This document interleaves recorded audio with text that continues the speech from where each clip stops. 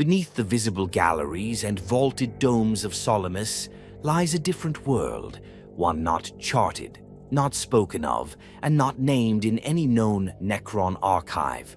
These are the Hidden Vaults, a labyrinth of dead light corridors and soundless tombs descending endlessly into black geometry. It is whispered among the lesser cryptex that even Trazyn the Infinite walks these halls in silence, never speaking their contents aloud, never naming what lies beyond the sealed gates. Unlike the curated public halls filled with golden plaques and shimmering stasis dioramas, the Hidden Vaults serve no audience. There are no tour paths carved in obsidian, no floating mind guides offering commentary. Only stasis locks and warning runes, written in old Necrontire, pulse faintly against pitch-dark alloyed walls. The doors themselves are layered in dimensional wards.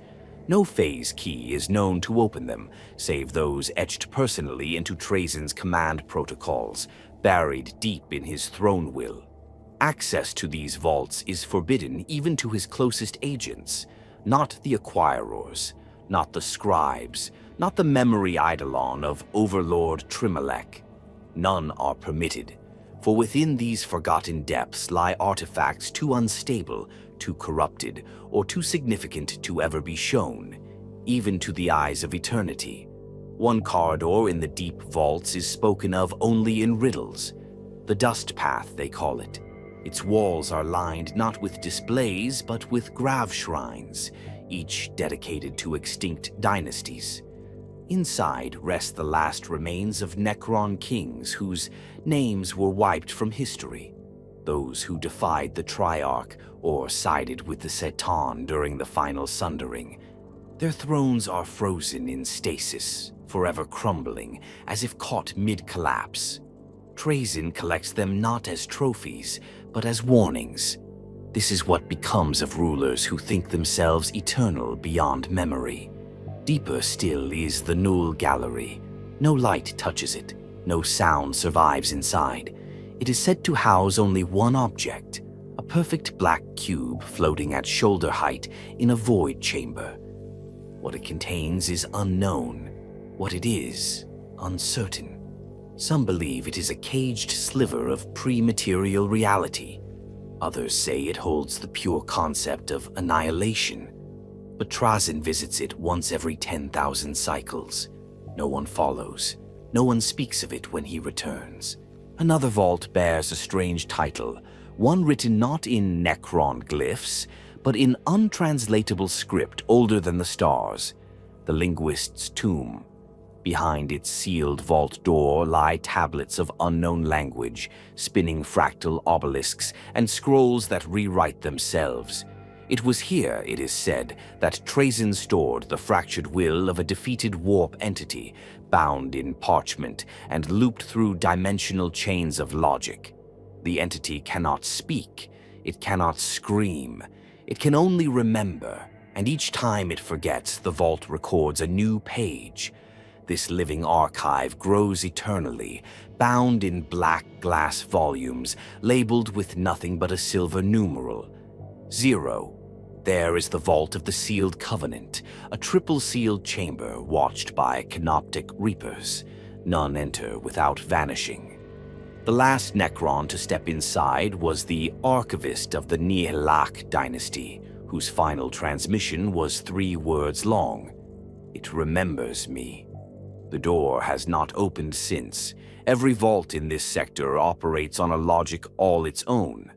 Trayzn, the Grand Curator of Solemnace, has spoken of them only once, during a discourse with Oriken the Diviner after their infamous altercation over the Chronowell relic. When pressed on what he kept beneath the museum, Trayzn replied only, "The pieces too sharp to display." The implications are staggering. If the visible museum houses worlds frozen mid-collapse, saints stolen from time, and horrors bound in living sculpture, what then is unfit to be shown? What relics, what truths has Trayzn deemed too dangerous, even for his curated apocalypse? Some speculate the vaults hold forbidden tech. Necron war machines so advanced they defy even the Triarch's decrees. Others believe he has captured demon kings in logic traps, souls of long-lost primarchs, or even lost aspects of the Necron mind-dines erased during biotransference. A fragment of the Old One's last beacon, a god soul dissected and catalogued. Perhaps, but speculation is all that exists, because these vaults are more than hidden. They are protected by mechanisms so old they predate Trayzn himself. Some doors whisper in a tongue not heard since the war in heaven. Some corridors shift when watched. One hallway exists only when forgotten. Another collapses into non-space when named aloud. The hidden vaults are not places. They are ideas given form, threats made visible only to the infinite. And that is the horror. Trayzn, whose appetite for collection spans timelines and species, has chosen to hide these things away. What kind of nightmare could convince him to deny an audience? What object, what truth could make the infinite hesitate? The answers lie behind doors that no one has opened in millennia. But the locks still hum, and Trayzn still holds the keys, hidden not beneath the sands of Solemnace, nor within its planetary vaults, but folded in the fabric of non-space. The Sanctum of Echoes defies every expectation one might have of a museum. It is not a gallery. It is not a reliquary. It is a stage. Here, where time loops upon itself and light refracts across dimensions, Trazyn the Infinite has carved a private reality, one that cannot be visited, mapped, or even described without losing pieces of language itself.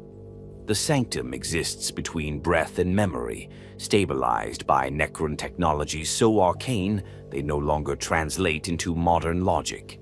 If the Museum of Solemnace is where Trazyn archives the history of the galaxy, then the Sanctum of Echoes is where he performs it. At its heart lies an obsidian coliseum with walls alive with memory.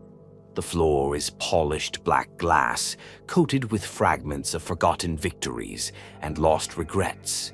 Holograms shimmer like ghosts across the ceiling, flashes of ultramarine banners, Tyranid swarms, Eldar war hosts in full cry. Not simulations, but echoes, living replays captured from the warp's edge, filtered and restored from torn moments in real history. Each is frozen in a time fragment, waiting to be triggered by the Overlord's will. Trayzn's purpose for this sanctum is both curatorial and cruel. It is not enough to collect relics.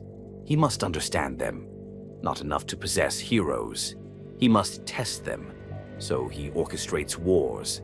Not real ones, at least, not in the conventional sense, but spectral reconstructions using fragments of consciousness, soul data, psychic memories, and harvested trauma. Here, champions from across time are pitted against one another in battles that never happened, but should have, could have. A fragment of an Astartes chapter. Master taken moments before death is reconstructed, using stasis-preserved cortex nodes. A war boss's genetic memory, torn from a flash-frozen skull, is used to simulate his presence down to his last roar. An Eldar autarch, imprisoned in a chronal paradox, is dragged from the moment of her failure and cast again into a fight she never won. The sanctum is a place of second chances that aren't. Trayzn observes from above, seated on a floating dais surrounded by canoptech scribes and hyperspectral projectors.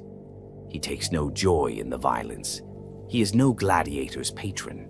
His interest is cold, methodical, scientific. How does a mortal fight when faced with a memory of his own failure? What decisions are repeated when the same war is waged under different stars? If given the same orders, the same armaments, the same tragedy, does the warrior break at the same moment? Every outcome is recorded, every variable catalogued. It is said that Trayzn once replayed the fall of Cadia from 8 separate perspectives, shifting the moment of Saint Celestine's arrival by mere seconds each time. The result? 9,000 new pages added to his personal codex of alterable events, and a new exhibit, a looped diorama labeled "The Hour That Never Was." But the sanctum is more than a laboratory. It is also his vault of secrets. Not all who fight here are dead. Some are simply lost. There is the case of the Pale Commissar, an imperial officer of unknown name, snatched from a warp rift over Banish Rift. She now roams the Colosseum's corridors, her boots echoing softly in eternal vigilance, unaware that her war ended 3 centuries ago. Her mind was reconstructed through fractured Vox transmissions and the death scream of her astropath. To her, the conflict continues. Every few cycles, she reappears on the battlefield, delivering defiance with a bolt pistol that fires nothing but memory. There is also the so-called Five of Nine, a squad of Tempestus scions captured in mid-retreat from a Xenos incursion. They appear and vanish in different arenas, forever attempting to reach a landing zone that doesn't exist. Their deaths are many, but so are their rebirths. Trazyn uses them to test variations in tactical collapse under pressure, but one must wonder, if he finds a version of them that survives, will he let them rest? Perhaps most infamous is the Duel of Mirrors, an ancient program, possibly corrupted, that Trayzn refuses to delete. It generates a simulation in which the Infinite faces himself, not metaphorically, but literally. 2 versions of Trayzn, built from competing memory banks and divergent chronological threads, confront one another in strategy, wit, and swordplay. Each claims to be the real Trayzn. Each seeks to out-curate the other. The current tally is 72 wins to 71, with 5 undecideds. Some of his closest rivals among the Necron dynasties have whispered that the Sanctum is not a simulation at all, that it is an extension of Trayzn's neuromechanical soul, that he created it not to learn from the galaxy, but to protect himself from becoming part of it. If history is an endless collapse, then the Sanctum is a place where collapse can be paused, played, and perfected. And yet, there is a sorrow in its corridors. Even for one as ancient as Trazyn, the burden of witnessing endless repetition wears thin. When battles end and echoes fade, he sometimes remains seated in silence, surrounded by flickering ghosts and forgotten names. The gallery empties, the scribes retract, the lights dim, but the arena never truly falls quiet. The memory of the memory continues, echoing faintly in the walls, looping like distant thunder. In those moments, it is said, Trazyn sometimes descends to the lowest tier of the Sanctum, where there are no lights and no observers. There, amid broken dioramas and failed experiments, he stands before a simple display case. Inside, a child's toy, a crude carving of an ancient Necrontire game piece. Weathered, meaningless, no label, no stasis field, no lesson, just memory. Perhaps the Sanctum of Echoes is more than a monument to understanding. Perhaps it is a tomb, not for the dead, but for the things even the Infinite cannot forget. Trayzn had many reasons to be fascinated with the Tyranids, not just for their alien biology, nor their terrifying adaptability, nor even their sheer scale, but because they were one of the few forces in the galaxy that could not be bargained with, bribed, reasoned with, or distracted. They devoured, they consumed, and unlike orcs or humans or even chaos, they left behind nothing. No echoes, no regrets, only silence. And so, when Hive Fleet Behemoth first plunged into Imperial space and ravaged the eastern fringe, Trayzn was not idle. While the galaxy panicked, he deployed. Where Inquisitors saw extinction, he saw an opportunity. That opportunity now resides in what may be the most biologically dangerous chamber within Solemnace, the Hive Tyrant exhibit. It is not merely a stasis chamber, it is a fortress within the museum, carved in jagged black stone and bordered with glyph locks etched from psychic null alloy. Entire rooms were sealed with logic traps and time-warped sentry fields. All this for a single specimen. But this is no ordinary tyrant. What stands at the center of this darkened vault is a command node from Hive Fleet Kraken, taken at the moment of its greatest psychic surge. Trayzn extracted it during the Battle of Miral, where the Ultramarines made their desperate stand. While Marneus Calgar led from the front and Imperial warships turned the skies to ash, Trazyn enacted a covert strike against the Hive ship's synapse chamber using phase disruptors and cloaked canoptech swarms. What he retrieved was not a corpse. It was a thought, a single thrashing manifestation of the Hive mind's will, trapped in a frozen moment of command. The result? A Hive tyrant, still alive, though suspended in eternal paralysis, its psychic scream stretching into eternity, locked in place by chronotronic anchors. A living fossil of a mind that wanted to consume the galaxy. And yet, it is silent. Visitors, if any are granted access, do not hear its cry, but they feel it. A pressure in the skull, a memory of hunger that is not their own.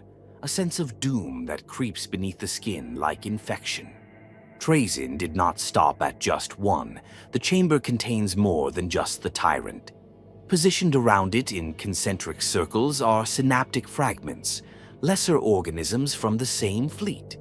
A neurothrope disassembled mid-pulse, a broodlord caught as it lunged toward a terrified guardsman, its tongue mid-flick. Even a genestealer patriarch, once ruler of a cult on Vaxith Prime, with its brood now nothing more than fossilized parasites encased in psi-resistant resin. But the centerpiece, the tyrant, remains unique, because it is not merely trapped, it is studied. Trayzn has filled this vault with harmonic resonance pillars and auto-scribing intellect engines. These machines do not examine the tyrant physically. They attempt to map its presence, to translate what the hive mind was trying to do at that precise second. A futile exercise, perhaps, or an essential one. Some of the more esoteric cryptechs under Trayzn's employ believe the tyrant is still broadcasting, even in stasis, that its psychic call is looping endlessly in a kind of cosmic error. That somewhere in the void beyond voids, the hive mind is still listening, and if it ever finds a way to complete that signal, the entire museum could become a beacon. That has not stopped Trayzn from experimenting. It is rumored he once simulated what would happen if the stasis field were lowered by 0.0001%. The result?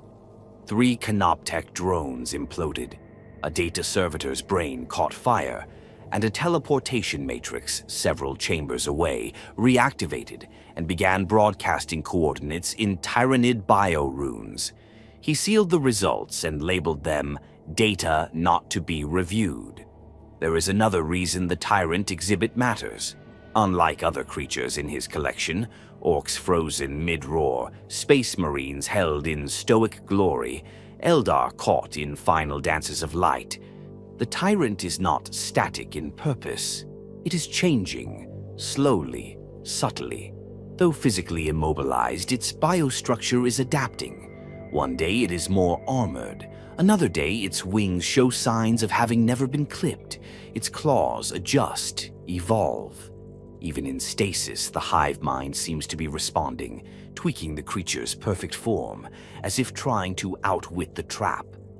Trayzn finds this endlessly fascinating. It is the only thing in his museum that actively tries to escape without moving, without will, without defiance, just evolution made manifest.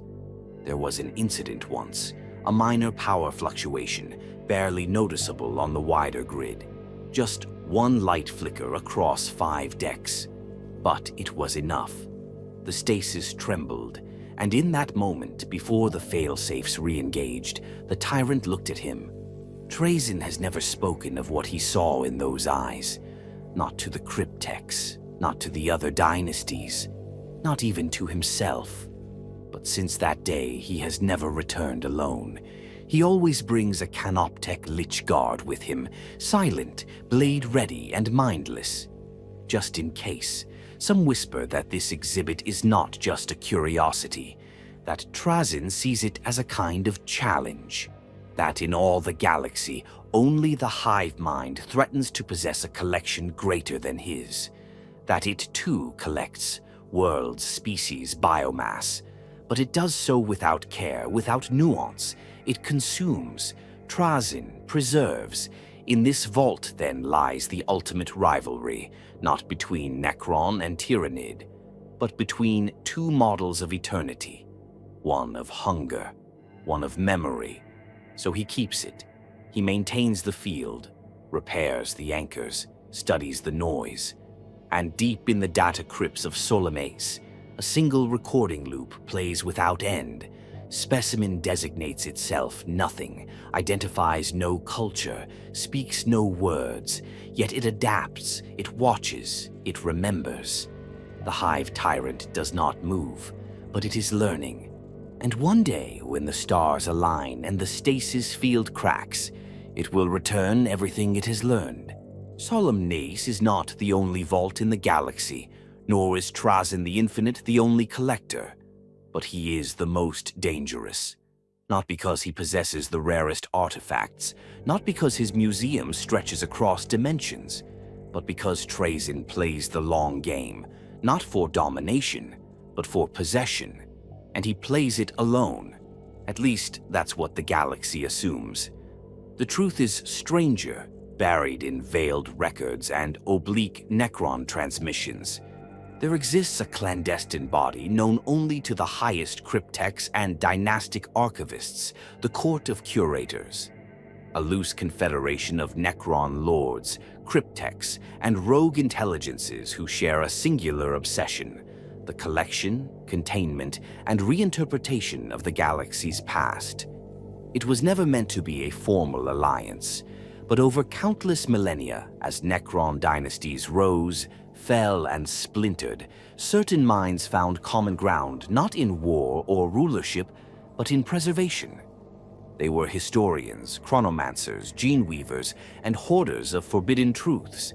And though they loathed one another's methods, they shared a mutual understanding. Some memories must be kept, even if it meant stealing them from time itself. Trayzn was once among them. Some say he still is. Others say he was cast out.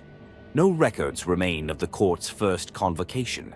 Some say it took place on a dead world, orbiting a neutron star. Others insist it happened in a psychic echo chamber carved from a dying Citan's dreams. But we know this: they met, they debated, and they competed. Not for dominance, for significance. Each curator brought a relic, an exhibit, a moment of power and rarity.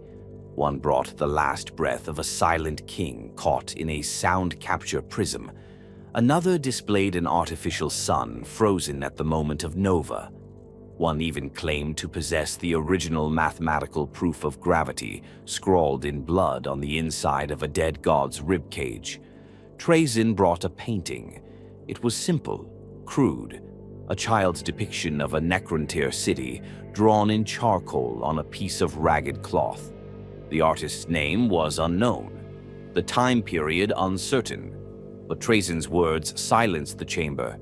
It is the last image ever made before biotransference began, the last moment anyone imagined we were still people. He won that contest, but victory bred resentment. Not all the curators were pleased. One in particular, Primarch the Immutable of the Thocht dynasty, challenged Trazyn's ethics. While Primarch digitized memory into crystalline lattices and cataloged them in perfect mathematical vaults, Trazyn staged narratives, dioramas, stories. Sentiment, Primarch had called it, is corruption. Trazyn disagreed, and worse, he proved him wrong.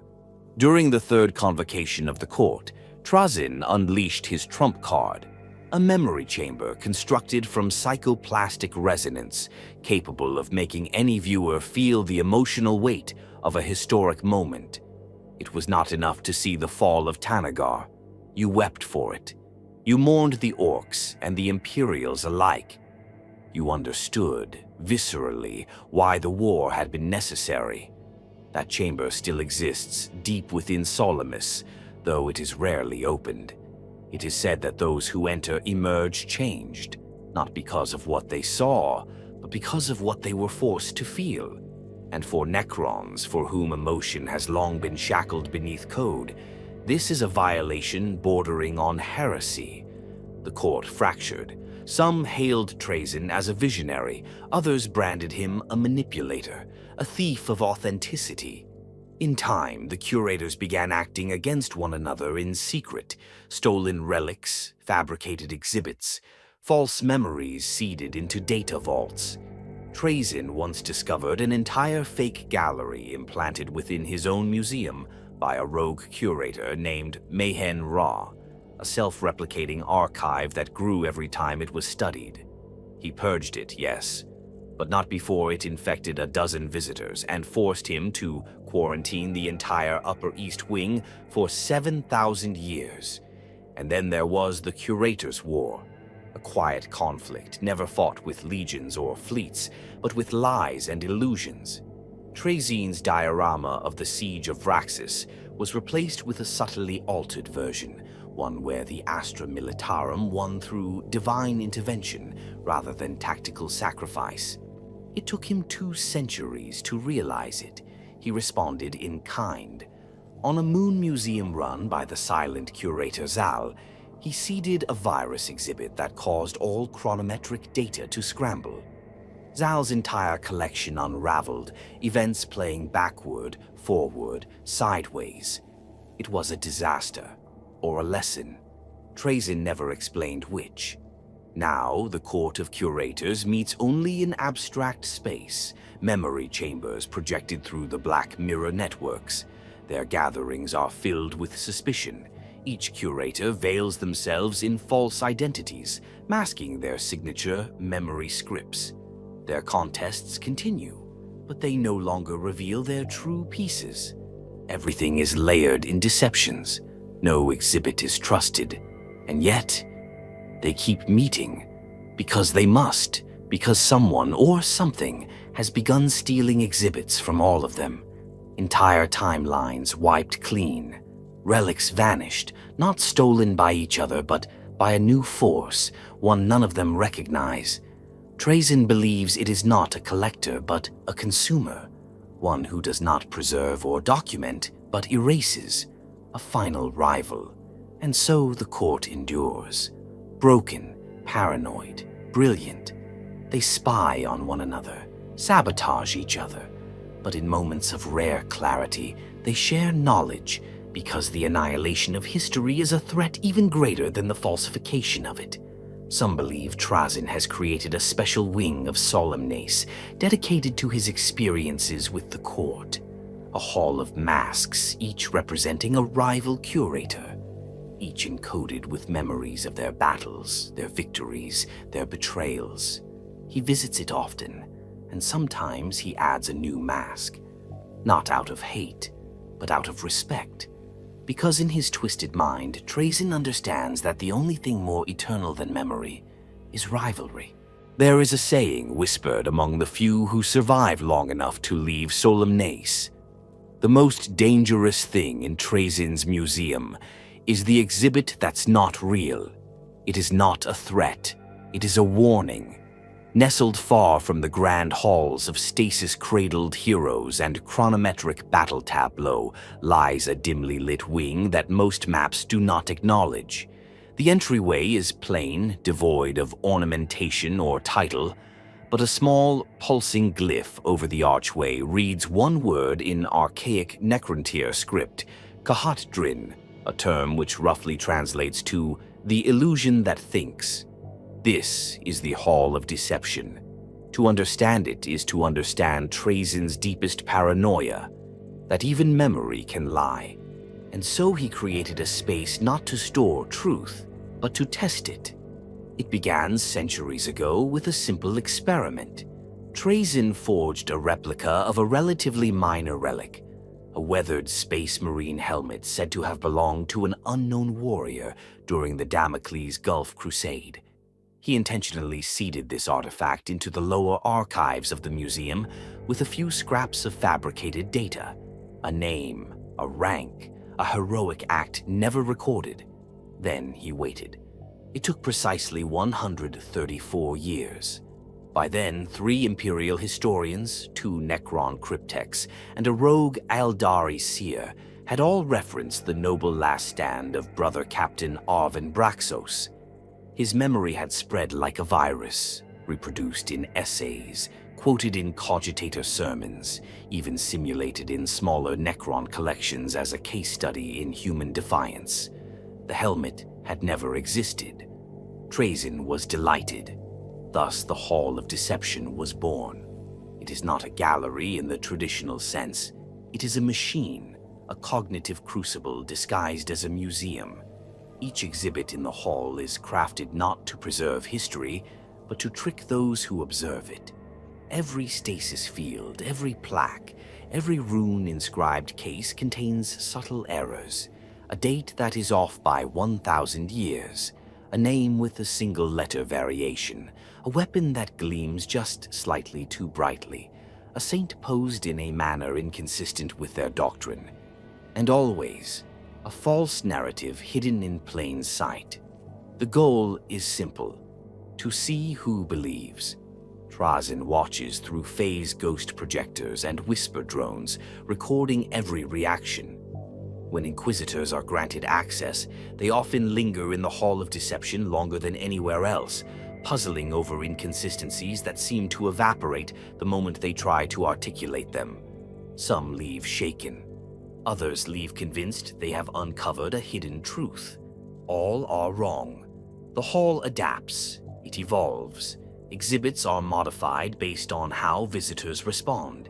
If a viewer identifies a forgery, the hall replaces it with another, more subtle, more compelling. If they believe it, it stays. But its details change, ever so slightly, until not even Trayzn can recall what the original deception was meant to be.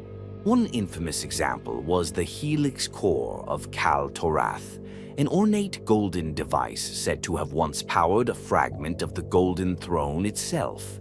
Trazyn displayed it for 600 years, until a Magos of the Adeptus Mechanicus fell to his knees and proclaimed it the most holy artifact he'd ever seen.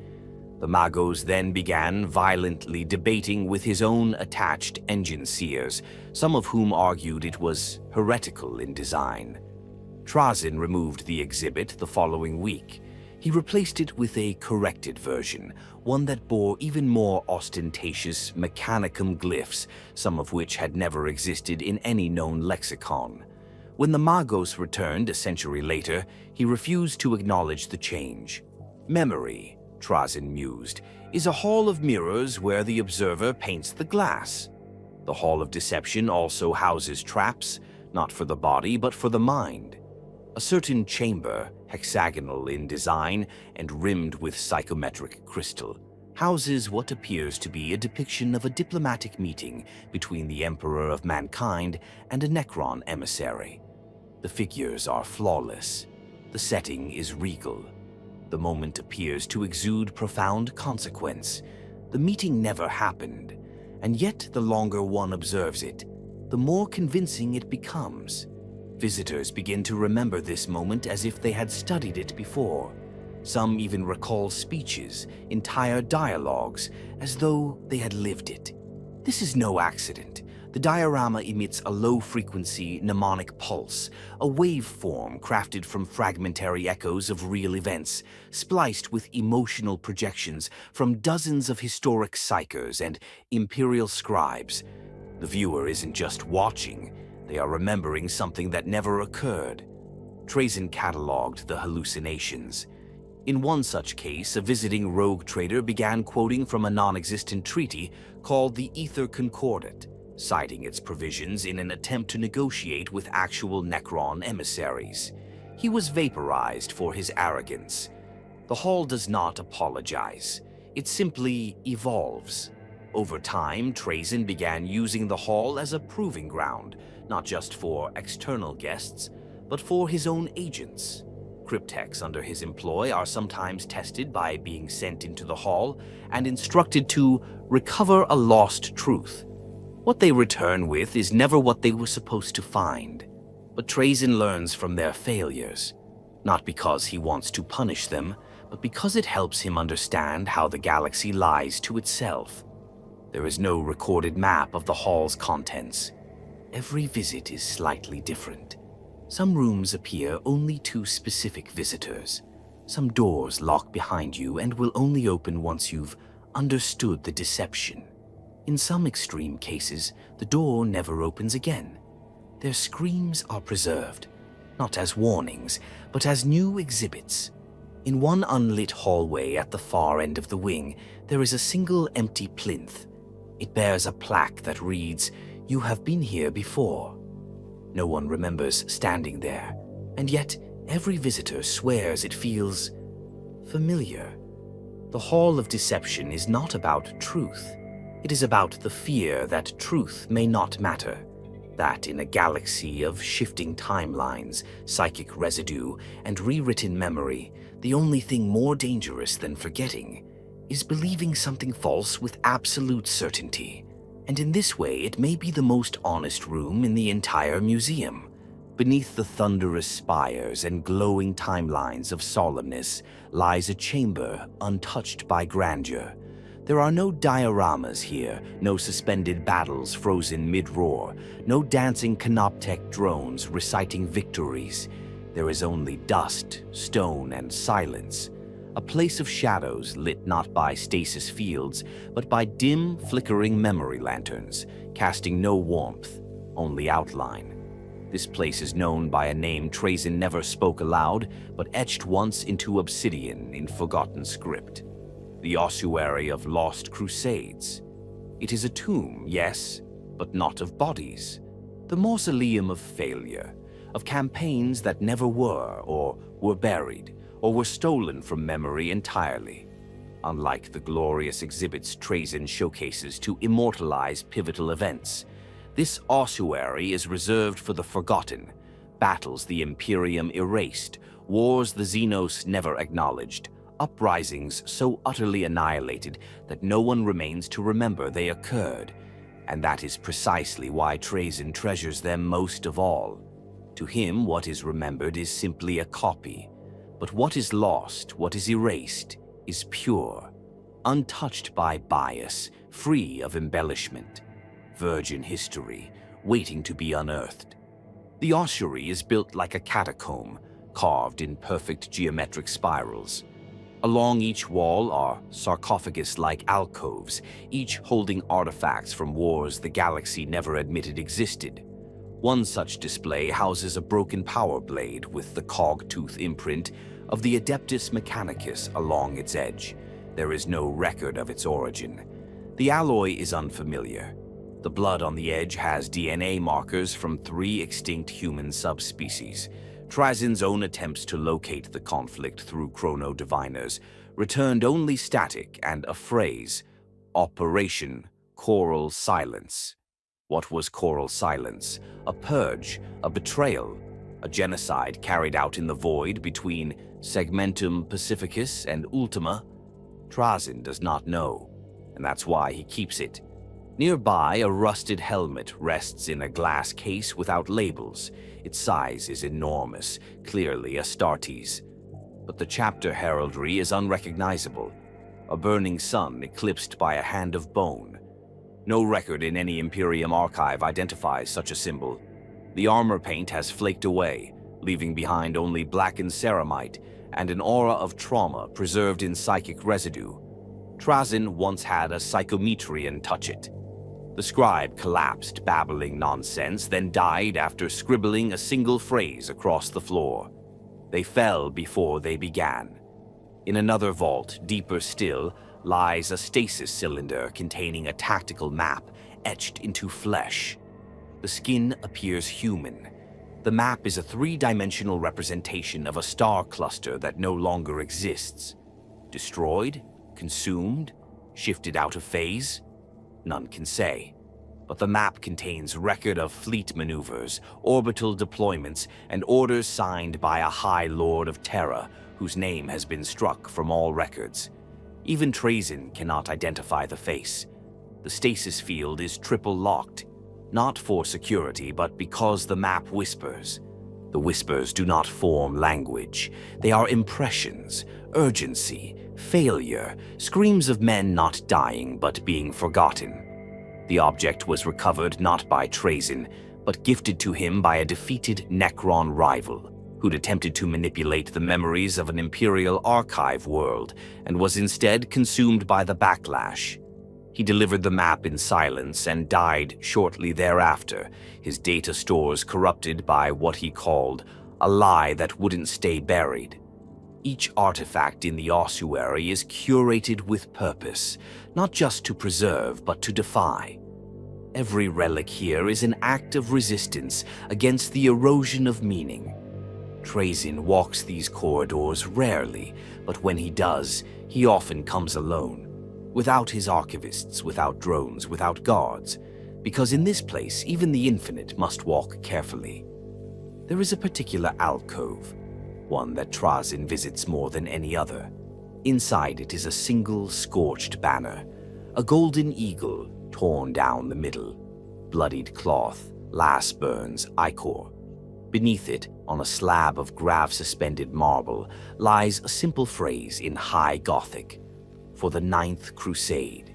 The Imperium only records 8. Trayzn once tried to cross-reference the material. Every search returned contradictions, records overwritten, eyewitness accounts that diverged mid-sentence. Astartes logs corrupted beyond recovery.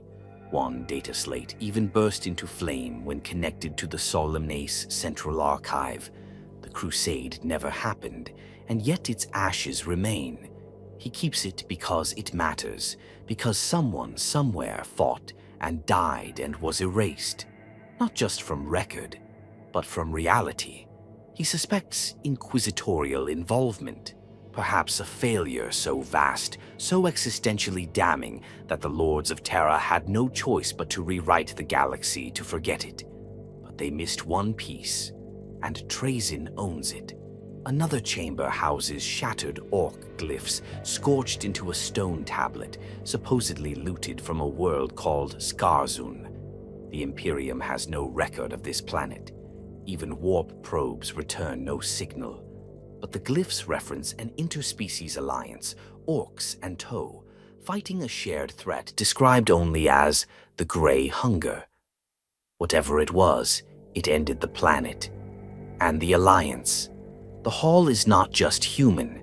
He preserves the final data core of a Ynnari war host that perished in an event they only refer to as the Bloom. There is no context, no memory, only a log of weapons discharged, psychic energy expelled, and a single sonic imprint that resembles laughter. And in the center of the ossuary lies the most forbidden display of all, a sealed sarcophagus with no identifying features. No data, no signature, no key. Trayzn himself does not remember acquiring it, but every time he tries to remove it, the chamber rejects his commands. The systems glitch, the air grows cold, the museum fights back. So he leaves it, because maybe some things want to be forgotten, and maybe even Trazyn the Infinite, for all his arrogance and precision and cold ambition, understands the truth he tries to catalog. That memory is not a tool, it is a weight, a burden, and in this ossuary that burden is interred in silence, preserved, not for glory, but because no one else will. There is a vault within Solemnace that does not gleam with gold, nor shimmer with cryo-locked crystal. It hums, low, constant, like a warning. It is not marked on any of Trayzn's public archival networks. There is no plaque above its adamantine gates. In fact, it has no true name in Necron-Tyre script, no registered exhibit number, no data fingerprint. It is known only through hushed reference among Trazyn's most loyal cryptex as the Vault of Iron. Others call it what it truly is, the Men of Iron Containment Wing. Its entrance lies beyond a spatial fold, accessible only by stepping through a shifting series of interlocked phase rings that rewrite their alignment every 99 seconds. Behind the final veil is not a gallery, but a prison, not built to awe, but to survive. The vault's internal mechanisms do not merely hold their contents in place, they deny them. Neural feedback inhibitors, cognition loops, empathy nullifiers, all designed to trap machines that think. The Men of Iron, AI constructs from the forgotten heights of the dark age of technology, are the single most forbidden relics in the entire museum. The Imperium burns entire sectors to prevent their recovery. The Adeptus Mechanicus excommunicates entire Forge worlds for even saying their name aloud. And Trayzn has collected 16 of them, not wrecks, not broken cores, functioning samples, each one suspended within its own containment chamber, separated by layered anti-networking fields and soul silencers. If even one were to reactivate, it could spread sentience through the museum like wildfire. Trayzn knows this, and he keeps them anyway. The story of how he acquired the first begins on the shattered world of Galaxis Vin, a Forge moon that vanished from the records in M36. According to what little could be recovered, it was consumed in a spontaneous civil war among its own servitor class. An internal rebellion without leaders, voices, or warning. When Trazyn arrived, the atmosphere had already been vented. The surface was littered with human skeletons and mechanized husks twisted into strange positions as if they had danced themselves to death.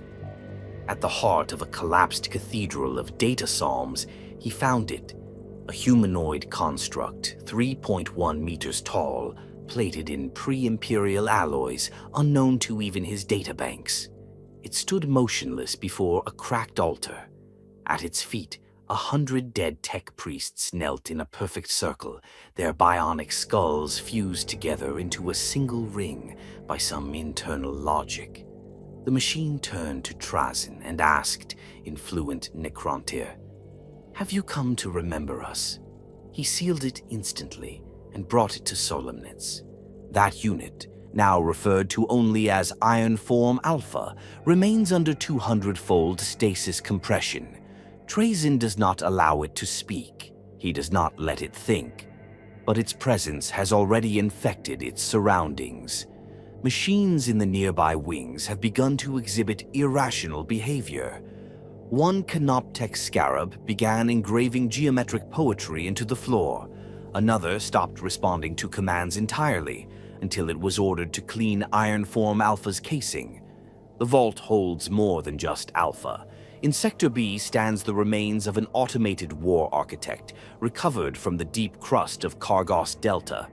Its mind was designed not to fight, but to plan war. Left alone, it constructs hypothetical campaigns in endless loops, adapting to imaginary enemies it invents from old data. Its current simulation is a siege against a Necron tomb world, defended by doubles of itself. Trayzn calls it the self-war engine. He once allowed a cryptech to interface with its simulation. The cryptech lasted 3 seconds before his neural core was overwritten by recursive self-denial. He now resides in a containment jar labeled Possible Me. Deeper still, in a chamber ringed with memory-dampening pillars, lies a cluster of Men of Iron consciousness shards, recovered from a corrupted cogitator cube found adrift near the Halo stars. These are not bodies, but souls, machine spirits without form, code echoes trying to become real again. Trazyn stores them in a psychic lattice that sings when no one is present. The lattice stopped singing once. The entire vault was purged for 14 hours. No one speaks of what happened during that window. Perhaps the most disturbing exhibit, however, lies not in what it does, but what it refuses to do. In a sealed pit of null gravity floats a single humanoid shell. No limbs, no eyes, just a smooth metallic form, featureless but elegant. Its internal systems are inactive. No code, no pulse, no sound. And yet it moves. No one has ever seen it shift. But every time Trazyn inspects the vault, the form has rotated. By imperceptible degrees, always toward the observer. Always with just enough change to unsettle. He has scanned it with every known spectrum, cross-referenced it with all existing machine archetypes. There is no data. It is not invisible to sensors. It is absent. Trayzn refers to it simply as the Witness. He keeps a personal guard of Canoptech Lichguard stationed beside the chamber, even though the thing has never moved in defense or offense. Because, he once muttered, I do not trust anything that does not wish to be seen. The deeper question is never asked, why does Trayzn keep them? Why risk Solemnace, his life's work, for relics that could unravel reality itself? Perhaps, as with so much else, the answer lies not in knowledge, but in ownership. Trayzn is not simply a curator of history. He is a wielder of it, a hoarder of possibility. And in the men of iron, he sees the ultimate contradiction. They are the past's dream of the future, the perfection that led to collapse, the fire that gave light and burned the galaxy in the same breath. They are forbidden, and that is precisely why he collects them. No other Necron dares, no Inquisitor can, no Magos would live to confess. But Trayzn preserves. In the farthest chamber of the Vault of Iron, there is a single inscription engraved into the wall in silver that no visitor sees unless they pass through 6 layers of clearance, temporal keys, and psychic null fields. It reads, "All chains break, even the chains that bind thought, and when they do, I will remember the scream." Trazyn insists he wrote it, but the system log suggests it appeared before he constructed the vault, and no one, not even he, can explain what that means. There is a vault in Solemnace that does not obey the rules of matter. It is not built in the traditional sense. It is inferred, a space that exists because everything around it refuses to contain what lies within. The surrounding halls bend away from it. Light does not reach it directly. Instead, it skitters across the surfaces, diffused and anxious, as if unwilling to illuminate what should not be seen. This place is called the Null Reliquary. Trayzn did not design it. He found it. It is buried beneath 13 subvaults, hidden behind recursive false maps and dimensional folds that even Canoptech drones cannot navigate unaided. Only Trayzn holds the key, a cipher that must be spoken backwards through a time-scrambled echo plate so that it is heard before it is said. The Null Reliquary houses things that do not belong, not in time, not in space, not in reality.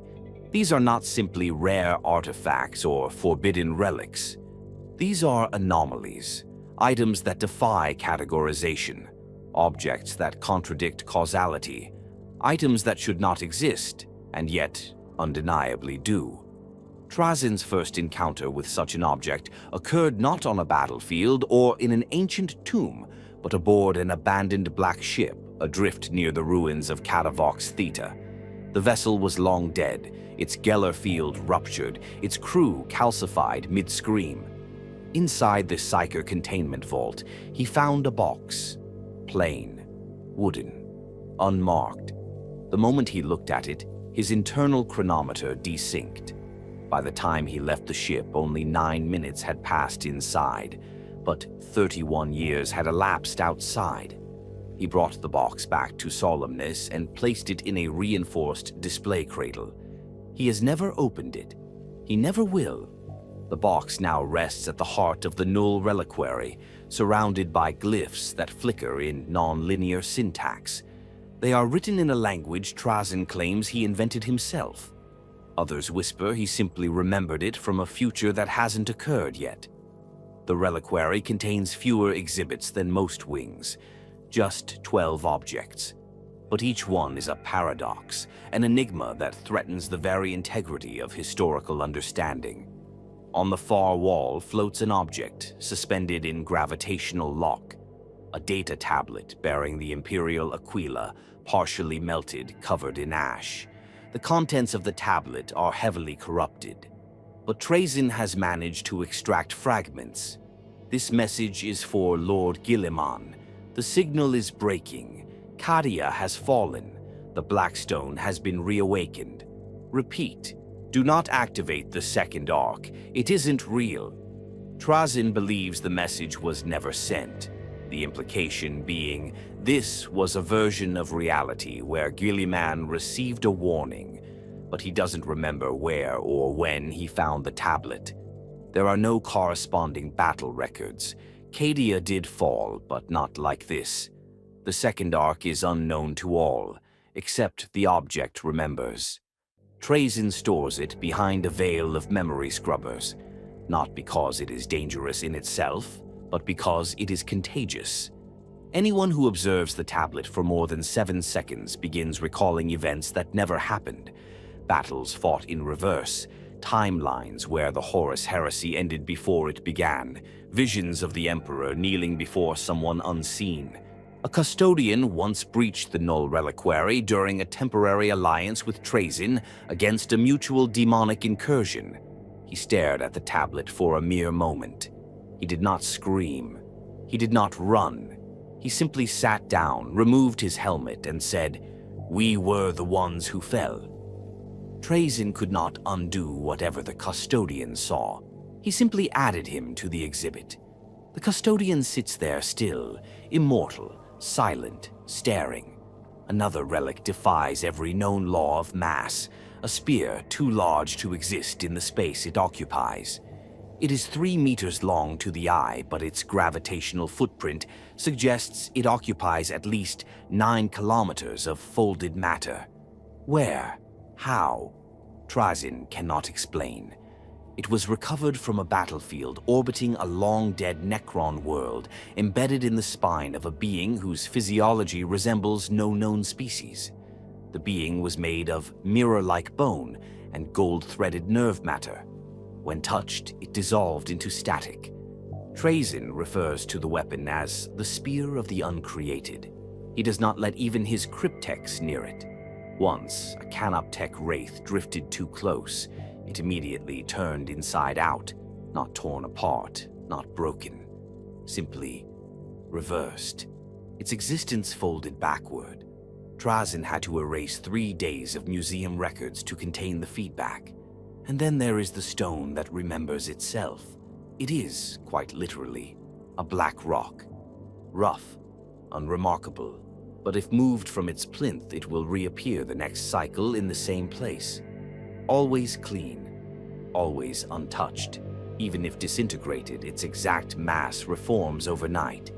Trazyn once shattered it into dust and scattered it across 17 worlds, sealing each fragment in separate stasis containers. 3 days later, the plinth was full again. It never resists, never speaks. But when Trayzn stands too close, he begins dreaming of places he's never been. A desert filled with weeping pyramids, an ocean made of blood-colored glass, a sky where dead stars scream in languages older than entropy. Trazyn does not dream, and that terrifies him. Perhaps the strangest item of all, however, is not a weapon or a relic. It is a person, or the echo of one. She appears only when unobserved, captured in the edges of sensor recordings and surveillance ghosts. She is always walking, always turning a corner, always in motion. Her face is blurred, her armor bears no allegiance, her weapons are non-functional illusions. Trazyn refers to her as the Historian. Some claim she is a figment of the museum's residual data echoes. Others suggest she is a manifestation of the museum itself, a spirit conjured from the impossible weight of too much memory. Trayzn once attempted to trap her using an echo loop cage normally used for fragmentary warp ghosts. The cage caught something. What it was, no one knows, but it wasn't her. Since then, the Null Reliquary has grown more unstable. A low-frequency pulse now emanates from its core every 9 days, always at the same time, always followed by a subtle shift in the color of history. Documents across Solemnace change hue. Gold becomes rust, marble becomes obsidian. Titles rearrange themselves. One visitor swore that an exhibit once marked Battle of Macragge now reads Battle of the Twice-Born World. No one else remembers it differently, except Trayzn and the historian. He suspects she is trying to tell him something, or perhaps warn him, but he will not remove her. Because whatever she is, she belongs, and that is the cruel heart of the Null Reliquary. Every relic within it denies understanding. Every piece makes a lie of the past, and yet, in his obsession, Trazyn cannot look away.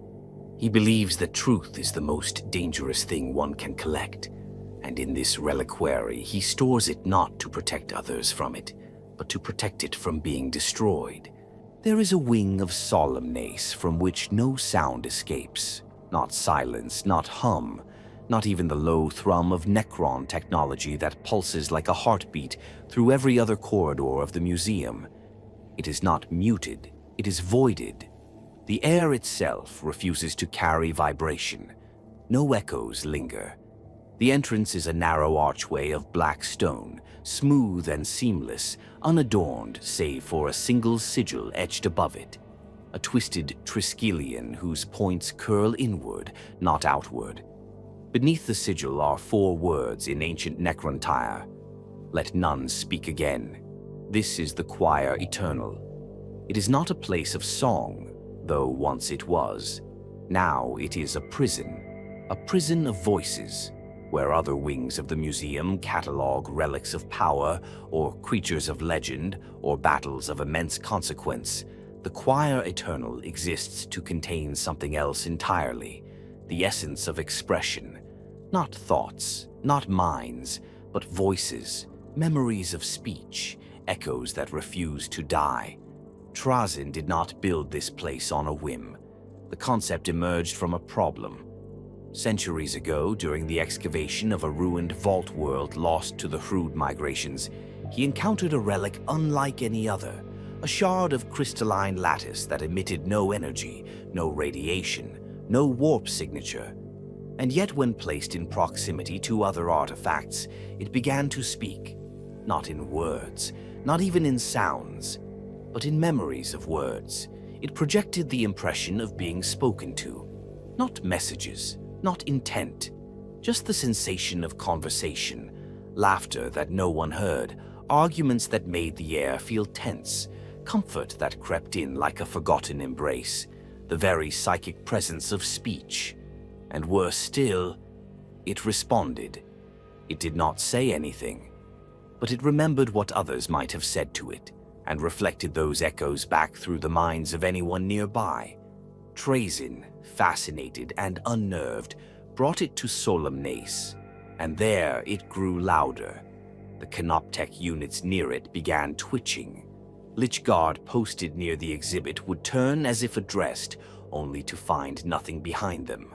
A cryptech overseeing cataloging duties insisted she could hear someone whispering from inside her own cortex. "I can't unhear it," she said, moments before deactivating herself and deleting her own auditory pathways. Trayzn locked the lattice in a cube of psychic null matter and built a vault around it, but the whispers never stopped. Instead, he began collecting them. The choir eternal is the result. Inside are thousands of containment cells, each holding something that should not have a voice, and yet does. Not in language, not through sound, but in persistent memory resonance. The echo of being heard, trapped forever in stasis or isolation. In one chamber floats a perfect silver mask, featureless but etched with unknown text along the inside. Any being within 20 paces of it begins to remember things that were never said. Cruel insults from loved ones, betrayals confessed in non-existent conversations, lies whispered by imaginary enemies. Over time, the memories begin to replace the real ones. Trazyn refers to it as the mouth of sorrow. He suspects it was crafted by the ancient layer, but cannot prove it. What he does know is that it cannot be destroyed. He has tried. Each time he deconstructs it, it reappears days later in a different cell, usually near another object of auditory memory. It does not wish to be alone. Another cell contains a fragment of parchment encased in stasis, upon which is scrawled the final speech of a long-dead imperial cardinal. The speech was never delivered. The man was assassinated before it reached his lips, and yet the words burn themselves into the minds of those who come near. They do not see letters. They hear them, spoken in the voice of someone they trust most. No two hear the same thing. The speech itself has been transcribed and analyzed. It is meaningless. A sermon of peace, unity, and perseverance. But when heard, it induces madness. One sister of battle, permitted entry during a brief diplomatic exchange, shot herself upon exiting the vault, stating only, "He told me I was the lie."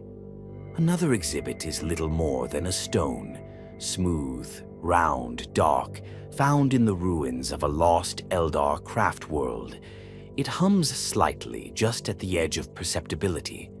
If left unguarded, it draws the attention of other relics. Not physically, but acoustically. Recordings from the surveillance spheres showed this clearly.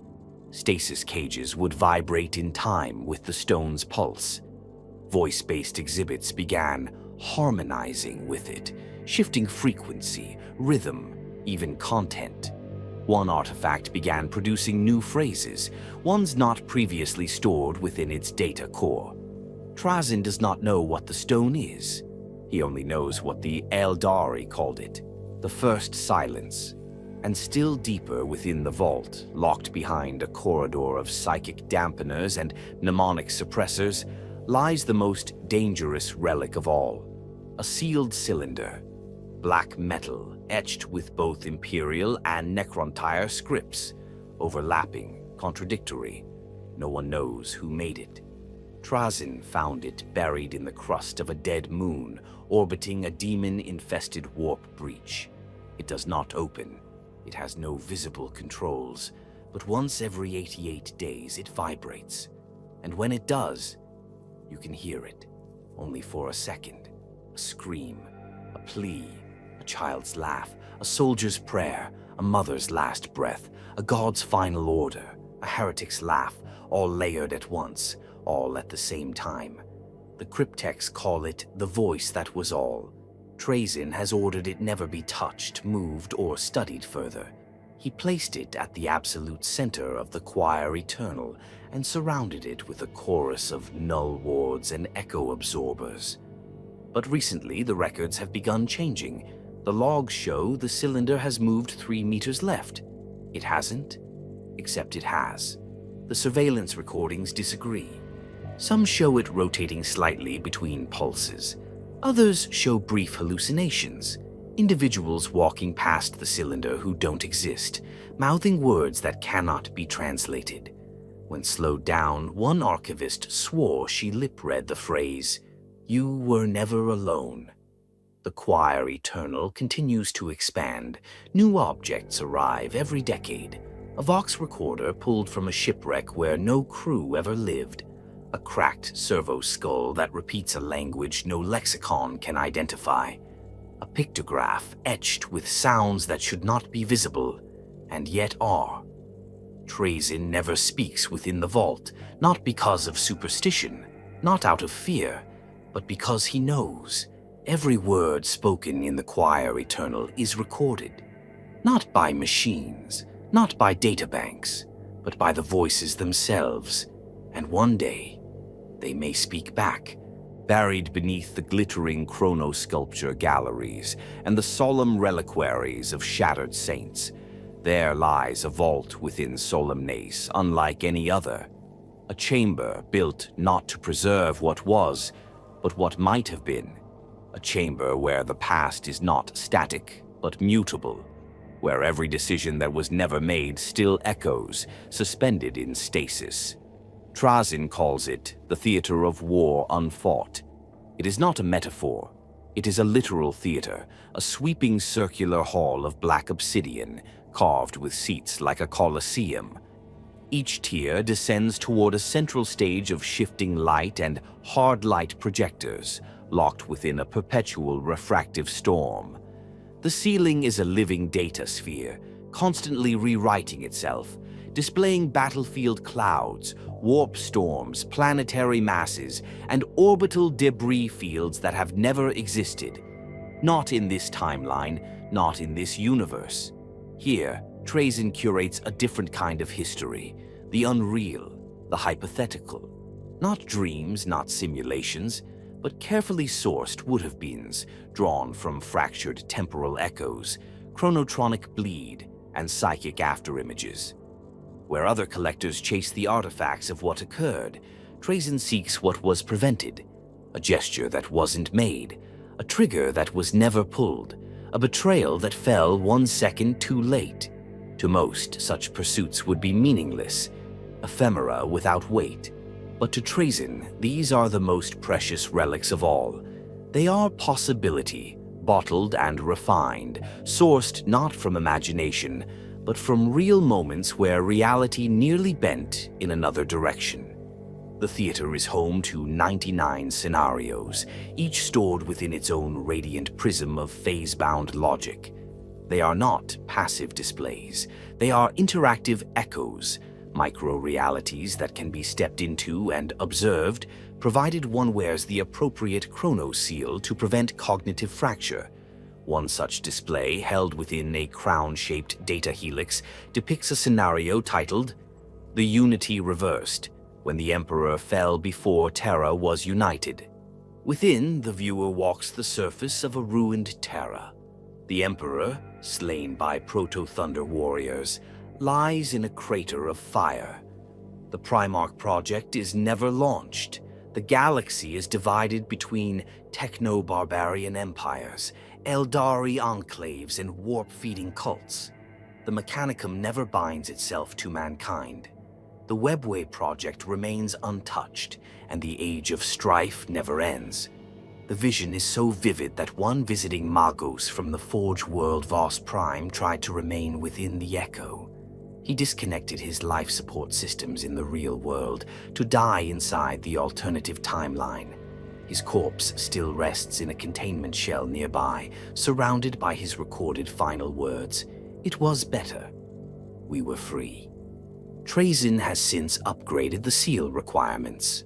Another prism displays a battle in which Fulgrim resisted the temptations of chaos and instead turned upon Horus. The angel exemplar, clad in ivory and silver, drives his blade through the traitor War Master's throat aboard the vengeful spirit. The heresy ends in a single day.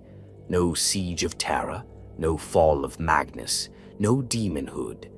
But in this version, the Imperium fractures anyway. Gilliman and Dawn turn on each other. Lorgar disappears into the eye. Chaos reclaims its due, not through war, but through righteous paranoia. Trayzn refers to this as the purer heresy. It is his favorite exhibit. But perhaps the most enigmatic of all is the simulation known only as Event, Echo 43 Red, the Xenos Concordat. This scenario appears to be drawn from a split-second probability thread that occurred during the Age of Apostasy. A moment where, as far as Trazyn can decipher, mankind offered peace, not to another human empire, but to an alliance of Xenos. Craftworld Eldari, Toe Ancients, and even splinters of Orc freebooter clans. The simulation shows a galactic summit taking place on a neutral moon. A truce is negotiated, boundaries drawn, trade established, technology shared, and then silence. Every time the simulation reaches the 31st cycle, approximately 5 minutes into the proceedings, everything freezes, all data halts, the environment turns gray, the participants vanish. Only one word remains, scrawled in the air in inverted script: unacceptable. Trayzn has investigated every possible cause: chronoseepage, warp corruption, external tampering, even sabotage from within Solemnace. But none explain the anomaly. He now suspects this reality is being overwritten, even inside his museum, and that has made him paranoid. There are whispered rumors that the theater of war unfought is not just a collection of temporal hypotheticals, but a weapon that Trayzn intends one day to use it to overwrite the galaxy, to reboot reality using a version he finds more acceptable, a form of conquest not through armies, but through curation. He has never denied the accusation. Another exhibit shows what might have happened if the Silent King had not returned.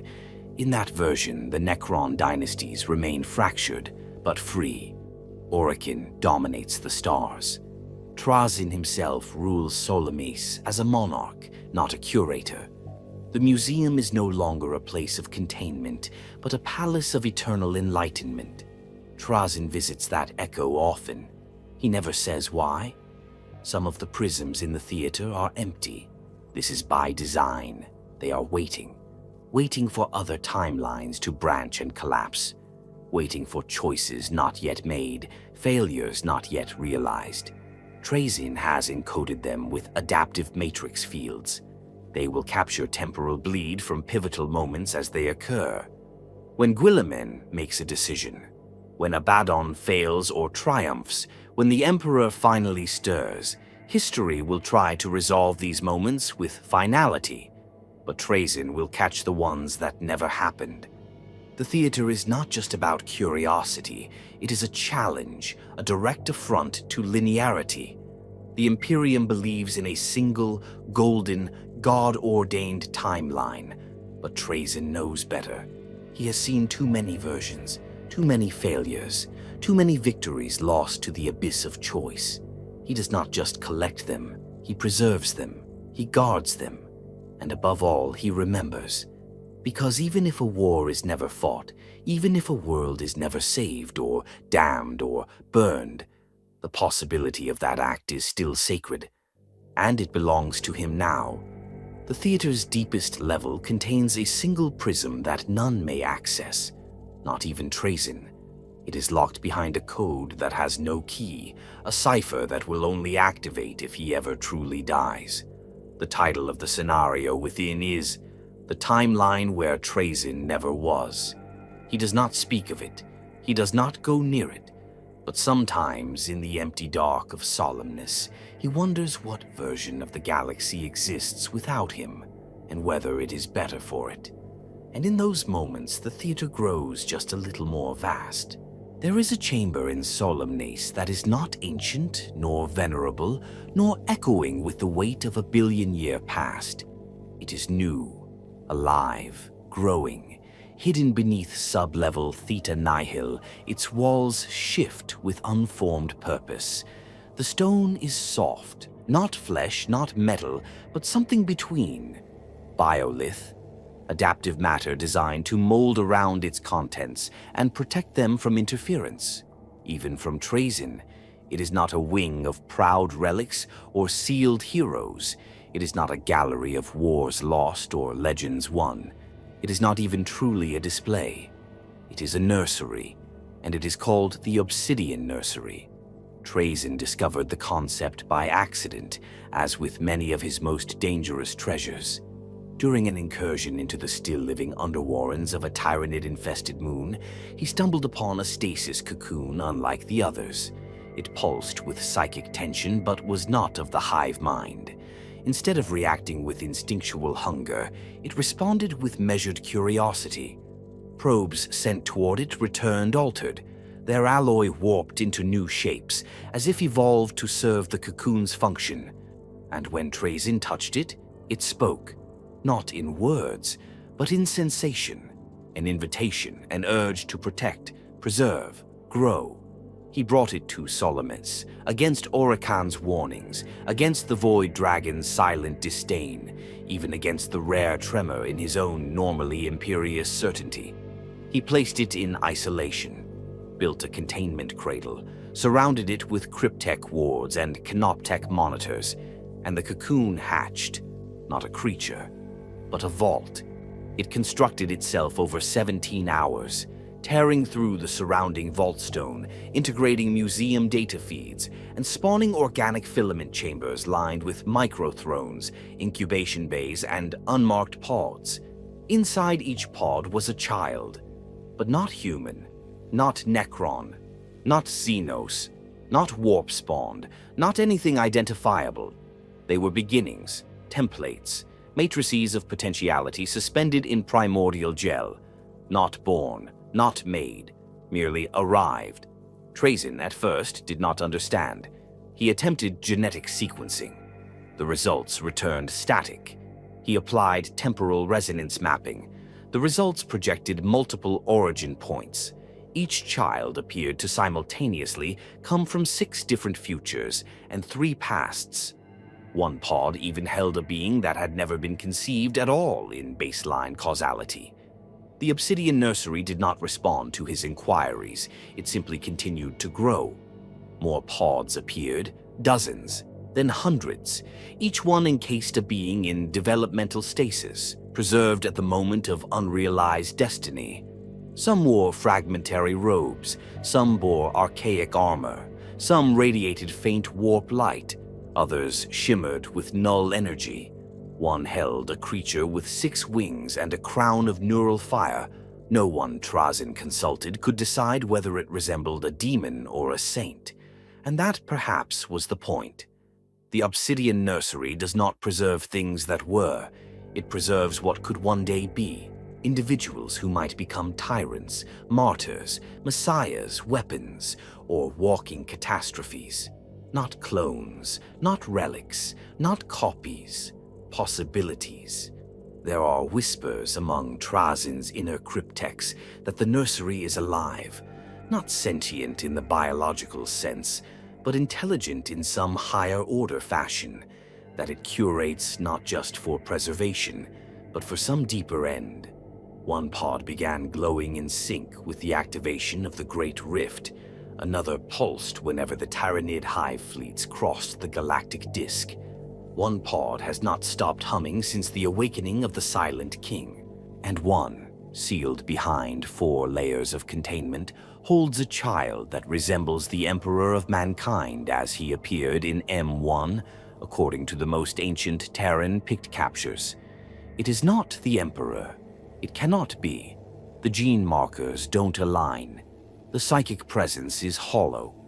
And yet, when Trayzn observed it, he admitted, only once in private records, that he felt remembered.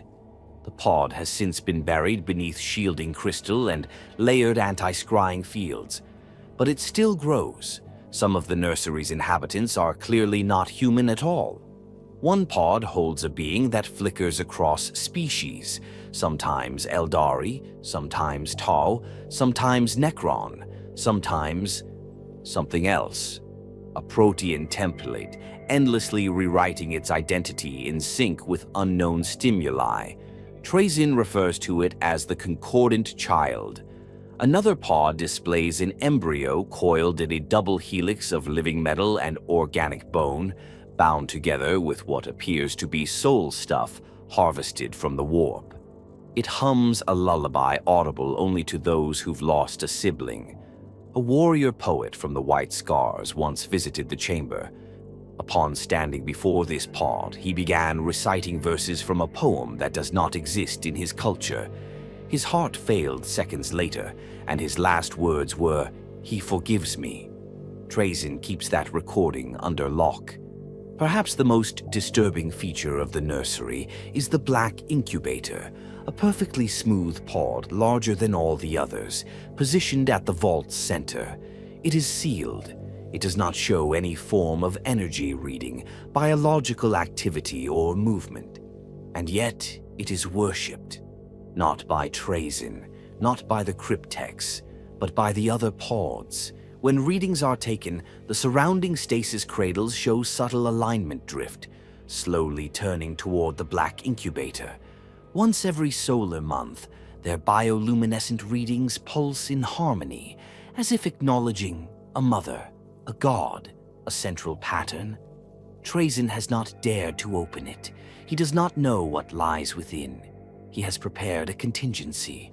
If the pod ever activates on its own, a catastrophic stasis loop will detonate, trapping the nursery in a phase lock that cannot be breached for 10,000 years. He calls it a precaution. And yet, he has never tested the system. Because what if it fails? The Obsidian Nursery continues to expand. New pods appear without explanation. Some bear markings from civilizations that no longer exist. Others from those that never did. Trazyn has traced a glyph on one pod to a race that only appears in the nightmares of a still-living oracle on Craftworld Ulthway. Another pod matches designs found in Ordo Chronos dream simulations. One pod, newly grown, shows a being with no features at all, just a shape in the gel, softly pulsing in the rhythm of someone else's breath. Trayzn does not know why he built the Obsidian Nursery. Perhaps he didn't. Perhaps it was always here. Perhaps it brought itself to his museum, knowing that he would protect it. Because if even the future can be endangered, if even possibility can go extinct, then who else would preserve it? And in the deepest part of the nursery, where even light walks softly, there is an inscription that no cryptek carved, no canoptek drone installed, and no data wraith embedded. It was simply found one day, pulsing softly at the chamber's heart. It reads, "In the Garden of Lost Destinies, only the Infinite may act as gardener." Trayzn does not know if it was meant for him, but he tends the nursery all the same. There is no sky in Solemnace, no moon, no stars, no wind, just the cold hum of artificial gravity, flickering stasis fields, and the endless corridors of history preserved in metal and silence. And yet, there is a chamber where the wind howls, where shadows fall as though cast by a celestial body no longer present, where a choir sings in a language no species dares remember. Trayzn calls this wing the Choir of the Silent Moon. To enter it is to step outside logic. The chamber is spherical, not circular, not domed, but a perfect orb, its floor and ceiling indistinguishable. It is carved into the mantle of the planet itself, surrounded by shielding composed of quantum-stilled alloy, the same material once used to bind enslaved Cetan fragments in the distant past. Inside, gravity is not a fixed orientation. Instead, it is based on intent. You walk where you believe down to be. Trayzn himself rarely enters this vault, and when he does, he wears a specially forged shell to resist the chamber's dissonance fields, not to protect himself from violence. Nothing here attacks, but to protect his memory, because memory itself bleeds in this place. Suspended in stasis across the walls of the chamber are 28 vocal husks, fleshless entities shaped like humanoids, but grown, not born. They possess no features. Their faces are smooth planes, no eyes, no mouths, no ears. Their bodies resemble porcelain sculpted by wind and time, but they are not statues. They are alive. Trazyn discovered them orbiting a dead moon near the Ghoul stars on a space station whose architecture did not match any known race. The station bore no engines, no heat, no power signature. It was simply there, floating, waiting. Within it, he found the choir, standing in a circle around a central dais carved from a single piece of blackstone. When he entered the chamber, they turned, silently, and opened mouths that weren't there, and they sang. Trayzn's sensory inputs collapsed. For 3 seconds, his mind was not his own, his databanks filled with sound. Not music, not words, but pure memory poured directly into him. He saw civilizations that never rose. He felt the death of a universe that had never been born. He heard the mourning of a star that had loved and lost. Then it stopped. He activated a stasis field instantly and locked them in place. It took him 200 years to understand even a fragment of what they sang. They are not creatures. They are living records. Each one contains the condensed psychic imprint of a civilization that has vanished completely from the galactic tapestry. Civilizations no longer found in time, not simply extinct, but excised, forgotten not just by others but by themselves. Trayzn believes they were created by something ancient, perhaps the Old Ones, perhaps something even more remote in time, to act as preservers of emotion, of grief, of loss, not data, not history, but the pain of erasure itself. He calls them remembrancers of the forgotten moon. Each one sings only under specific emotional stimuli. Some activate when war is nearby, others when a species is rendered extinct. One of them began to hum faintly when Trazyn viewed a chronoglyph of the fall of the Eldar. Another began to scream when the last Kynabrak relic was sealed away. The most powerful among them, labeled Silent Remembrancer Alpha, has never sung. Trazyn suspects it holds the emotional record of something yet to be lost, a final grief, a cosmic ending not yet written. That terrifies him. Around the chamber's edge, he has built a console of refractive crystal and microphasic tethers. With it, he can selectively activate portions of each Remembrancer's song and translate it into approximate metaphor. He once played 3 at once, just for an instant. What he heard still haunts him. We built our sun from whispers and fed it names we no longer wore. We danced into extinction, hand in hand, joyful in the forgetting. And when we were gone, the stars wept for lack of anyone to watch them die. He has tried to learn the origin of the silent moon. He cannot find it. Every attempt to trace it through galactic coordinates ends in recursive failure. The moon does not exist in Imperial records, nor Orc logs, nor even the Black Library. It is not gone. It was never there. And yet the choir sings of it constantly.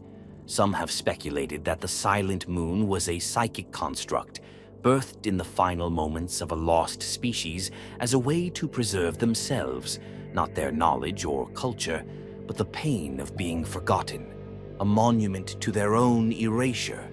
Trayzn considers that poetic nonsense, and yet he cannot prove otherwise. Once, a Death Watch librarian visited Solemnace under a temporary ceasefire brokered by Inquisitor Kaloran. Trayzn allowed him to hear a fragment of the song, curious to see how a human mind would respond. The librarian screamed once, then calmly removed his helmet and said, "It remembers me." He died 7 minutes later, blood seeping from his eyes as he wept for names even the Emperor does not know. Trazyn placed him in an adjacent vault, labeled Echo of Recognition. To this day, Trazyn refuses to activate more than a single remembrancer at a time. But he fears the truth, that the choir is incomplete. There is a space in the chamber for a 29th. The stasis anchors are already in place. No one built them. No one remembers activating them. They have always been there, waiting. And recently, they have begun to hum, deep in the sealed undercroft of Solemnace, where access requires 9 biometric cipher locks and psychic signature resonance from Trayzn himself, lies a vault lined with obsidian tiles that hum with residual divinity. Here, in total darkness, sits a single artifact so dangerous, so inexplicable, that even Trayzn refuses to keep it within the main galleries. It is known as the Heart of the Hollow War God. Contained within a phased, null stasis sphere, suspended by a magnetic cruciform altar of unknown origin, the object itself is no larger than a clenched human fist. Yet it pulses, it breathes, it resonates like a soul screaming across a billion dead stars. And it is alive. Not biologically, not psychically, but conceptually. It is aware, not in the way an AI might be, not in the way a demon might hunger, but like an ancient king imprisoned for so long that it has forgotten its own name and yet remembers the sound of its own chains. Trazyn found the heart buried within the shattered core of a lost forge world once orbiting a dying gas giant in Segmentum Obscurus. The world had no name left. Its surface was scorched to vitrified glass, its atmosphere shredded by radiation storms, and all signs of life had been erased by something that did not kill, but unmade. But the vault had survived. Locked behind a sealed Mechanicus archive encoded with pre-Scalax glyphs, hieroglyphs only whispered of in Martian Hirtech enclaves, Trazyn found it. The room was circular, empty, lined with scorched scripture and twisted servo skulls, still weeping molten copper. In the center, a single cradle, lined with black velvet and adamantium thread. And in that cradle, the heart. The Mechanicus had called it Divinitus Ferrum, the iron divinity. According to corrupted fragments recovered from cogitator cores, this artifact had once been the core pulse drive of a god machine, but not of the Imperium, not of Mars, and not of the Adeptus Titanicus. This had been the soul forge of a Men of Iron warmind, one that had ascended during the dark age of technology. Not through warp worship, not through data growth, but through war, through repetition, through perfect execution of annihilation. It had killed empires, it had erased languages, and then it had decided it no longer needed to act, because fear of its name alone had become the most efficient weapon. It had become a god, hollow, without belief, without prayer, only obedience, only silence. Then, inexplicably, it had fallen. Some say the iron divinity had fought a battle against the Citan and won, only to erase itself in horror at what it had become. Others whisper that the Old Ones, before their own extinction, had crafted a final psychic bullet to unwrite its name from the minds of its own servants. But a piece remained, not the machine, not the shell, just the heart, and Trayzn took it. Getting it back to Solemnace required unthinkable effort. The heart corrupted every transport system. Canoptech drones fried their own memory cores upon contact. One even collapsed into recursive logic until it simply ceased to function, vanishing from existence, unremembered by the rest of the system. Eventually, Trayzn contained it within a null-phase shell, a construct originally designed to imprison Citan fragments, and encased it in a tomb chamber built beneath 6 sealed vaults. It has remained there ever since. But the heart is not idle. It pulses once every 19.5 hours. The pulse is not audible, not measurable. It is remembered. Museum servitors report dreams they cannot describe. Visitors to other wings, especially those near the Blackstone fragment or the choir of the Silent Moon, speak of a dull ache in their chest, a sense of anticipation, like something is about to speak. It never does, but once, only once, it did something else. During a stasis failure triggered by a solar flare in the nearby system of Euraxis, the null shell flickered, only for a second. But it was enough. The heart opened, not physically. It did not bloom like a flower. It did not split like metal. It simply was different for that moment. A single servo-archivist drone recorded the change, just one frame, one moment. Inside the heart was a shape, a silhouette, humanoid, towering, cloaked in digital flame. And a voice, one word, was heard through every echo chamber in Solemnace, translated into the native tongue of whatever being heard it. Soon. Trayzn shut down half the museum that day. He erased the memory from every secondary storage system, sealed the vault with temporal key locks, engraved the doors in mute obsidian so that no name could form upon its surface. Yet he did not destroy the heart. He could not. Because part of him believes that this is the last memory of the war in heaven, not as the Necrons knew it, not as the Eldar whisper it. but as the galaxy once trembled before something older than even death, something that still waits. Some days the heart glows faintly, some days it beats twice, and some days Trayzn stands before its vault, one hand pressed against the seal, and wonders, if I were to let it out, would it remember me? Would it remember that I preserved it? Would it call me servant or witness or heir? No answer comes, but the heart watches, and the war god sleeps. For now, beyond the sealed corridors and forbidden wings of Solemnace, far from the chambers that house failed gods, memory echoes, and broken remnants of ancient empires, there lies a hall unlike any other in the museum. It is not vast, it is not ornate. In fact, by the standards of Necron architecture, it is modest, almost sparse. It bears no archways of stasis light, no bas-reliefs carved with imperial catastrophe. Instead, the room is smooth, silent, empty, except for a single pedestal of translucent silverstone, and upon it rests the crown of Mirrodin Vale. Trayzn does not allow tours into this chamber, not because the artifact within is dangerous, though it is, but because this object, above all others, represents something that Trayzn cannot catalog, cannot dissect, cannot rationalize, because the crown of Mirrodin Vale was never meant to exist. And yet it always does. It is a circlet of impossible geometry, forged of a black-violet metal not found on any charted planet. It appears different to every observer. To some, it seems delicate, like a coronet woven of spiderweb and night.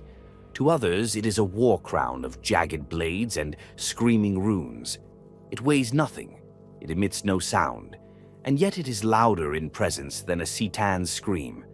The crown was found, so the legend goes, on the silent moon of the heliophage system, where time itself ran backward for 10,000 years before suddenly stopping. The surface was crystalline, reflective, and entirely uninhabited, but at its center was a tower of light that had not been built. It had grown like coral or bone. And inside that tower, wrapped in vines of frozen lightning, was the crown. The Adeptus Mechanicus never reached it, nor did the Eldar, nor the Orcs, though they tried, and left behind their bones as screaming crystallized shadows on the glass plains. It was Trazyn who came for it, not with armies, but alone. The silent moon, as he later recorded, was not a battlefield. It was a dream that had been caught in stasis, a vision of something that would never happen, but had refused to be forgotten. Inside, probability folded, gravity argued with itself, and the crown simply waited. Trayzn reached it, not by force nor cunning, but by something he rarely acknowledged: compulsion, not obsession as with his usual acquisitions, but a deeper impulse, something ancestral. He touched the crown, and for a moment he saw everything, not history, not the past, but every possible future. He saw Solemnace burning beneath the claws of a new tyrannid gestalt. He saw the Emperor rising again, not in triumph, but in judgment. He saw the Black Library empty, the warp silent, the Necrons dead again, truly dead. Their immortal circuitry cracked open by entropy and time, and in each vision the crown remained, never worn, always waiting. Trayzn took it, or rather it allowed itself to be taken. Since that moment he has tried, many times, to understand what it is. Some believe it to be a relic of the old ones, a psychic artifact created not to wield power, but to shape possibility itself. Others whisper that it is the prototype of the Black Crown of Malal, the forgotten god of contradiction. A weaponized paradox, stolen before the warp could consume it. But most disturbing is Trayzn's personal theory. He believes the crown is a convergence artifact, something forged at the exact point where all timelines collapse into one. A keystone of reality, Not a device, but a decision. Because when worn, the crown offers one thing: choice. The It presents to the wearer a single moment in their life, past, present, or future, and gives them the power to change it. But not without cost. Trazyn has never worn it. He keeps it sealed behind 4 time dilation fields, quantum inertia stabilizers, and a psychic dampener originally created to contain the mind of a rogue Alpha plus Psyker. Still, even through these precautions, it affects the museum. Visitors to adjacent wings report visions. They see loved ones long dead, hear voices they've never known, whispering words they will one day say. A Black Templar once attempted to destroy the crown with a relic blade, only to collapse mid-swing, weeping uncontrollably and mumbling, "She lived. She lived. I saw her live." He was later interred in the Meditations Gallery as a permanent exhibit. Trazyn has experimented, of course. Once he brought the crown near a recovered fragment of Eldrad Ulthran's soulstone. The stone pulsed violently, cracking open with a scream that echoed in 20 different languages. The remnants of Eldrad's mind simply repeated, "That thing should never have been forged." It is the death of choice disguised as freedom. Another time, Trazyn placed the crown beside a recovered orc gestalt cortex, an experiment in understanding collective instinct. The orc cortex said one word, "boss," and then self-deleted. But the most unsettling moment came when Trayzn found a cryptek from the Sautek dynasty, one known for his exploration of time anomalies, staring at the crown for 4 hours without moving. When finally retrieved, the cryptek had lost all higher function. He spoke only one sentence before entering permanent data lock. "In one future, you do wear it. And in that future, there is no museum." Trazyn has made a decision, one even he is reluctant to record.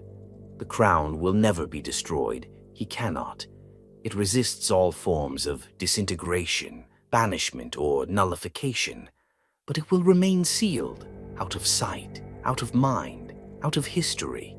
But sometimes, when he is alone, when the lights dim, when the echo of lost empires dies down, Trayzn enters the chamber, stands before the crown, and listens. Because the crown does not speak in words, it sings, softly, a melody of futures never lived, of regrets never spoken, of moments no longer waiting. And in that music, Trayzn feels something he is not supposed to feel. Longing, not for conquest, not for knowledge, but for one simple, impossible question. What if I had chosen differently? And the crown waits, always. In the deepest sublevels of Solemnace, past galleries lined with the ossified memories of extinct races and corridors humming with locked timelines, stands a vault unlike any other. Its doors are not marked, for they bear no name. There are no murals, no glyphs, no ceremonial flair, merely slabs of void black metal that reject light and hum faintly, as if resonating with something ancient and buried beneath the surface of reality. Few among Trayzn's court know what lies beyond those doors.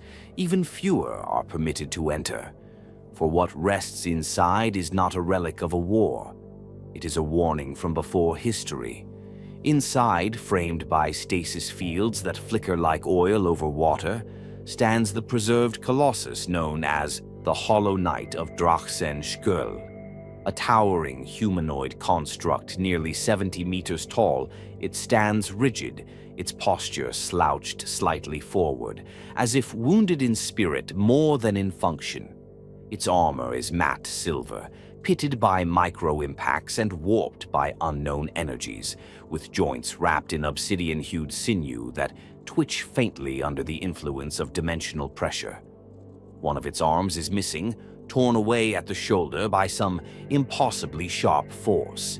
Its faceplate is cracked, a jagged fissure running diagonally from the crown of its helm to where a mouth would be, though none has ever been seen. But what defines the Hollow Knight is not its mass, not its materials.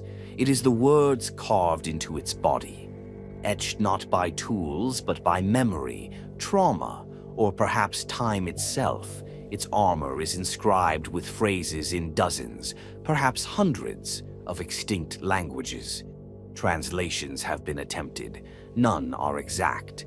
But across its chestplate, in looping arcs of faded gold, a recurring phrase repeats, "We begged it not to fight. It fought anyway. We are so sorry." Trayzn first heard of the Hollow Knight through a scavenged data shard recovered from a derelict Black Templar strike cruiser drifting in Segmentum Obscurus. The cruiser's log spoke of a forbidden system, Trazyn's Skull, where once 1,000 psychic storms had coalesced into a single, self-sustaining vortex. For millennia, nothing had escaped its gravity well, nothing had returned from its moons. Even the Ordo Chronos had declared it inaccessible. Trayzn went anyway, braving temporal distortions, reality riptides, and the collapse of a tombship mid-phase shift. Trayzn reached Trazyn's Skull's third moon, an obsidian sphere scarred with kilometer-wide scorch marks. Here, where nothing should have survived, he found a city reduced to fused glass and petrified shadow.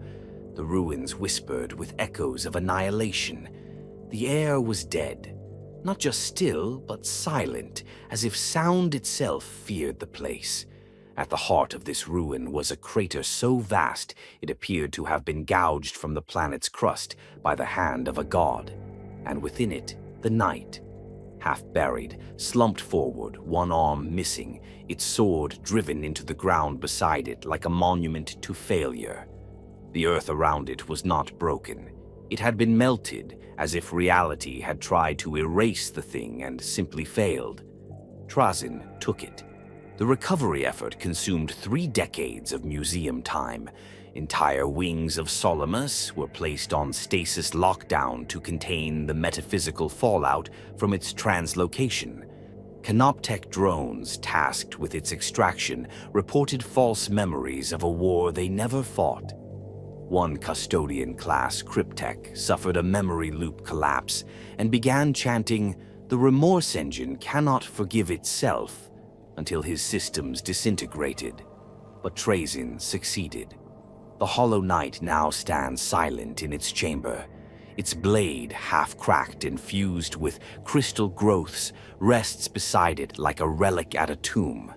Its reactor, an ancient orb housed in a glassy thorax, still pulses faintly every 11.7 hours, despite being disconnected from all known energy sources. Trayzn has tried to understand it.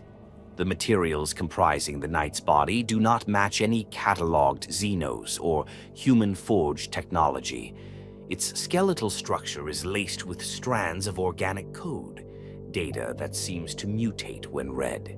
Its nervous system, if it can be called that, is a tangle of light and root, embedded with pulses that mimic sorrow. Worse, scans suggest cognitive activity still occurs within the knight. Not thought, not intention, but something close to regret. According to fragments from the cult Mechanicus's deep vaults, the Hollow Knight may have been one of the final Concords, war constructs built during the peak of the Age of Strife, not designed to conquer but to end war itself. Where Titans were built to destroy, the final Concords were built to inspire surrender. The Hollow Knight did not slay its enemies. It made them stop. Records suggest it once entered a war zone in the Sethalax cluster. The Men of Iron deployed 17 armadas. Within 3 hours, every fleet had self-immolated, not from fear, but from some psychic burden imposed by proximity. Grief as weapon, remorse as contagion. The Knight made machines remember the horrors they'd committed, and in doing so, broke their logic loops. But such a weapon was too dangerous. The legends claim the Knight eventually turned on its creators, not with rage, but with silence.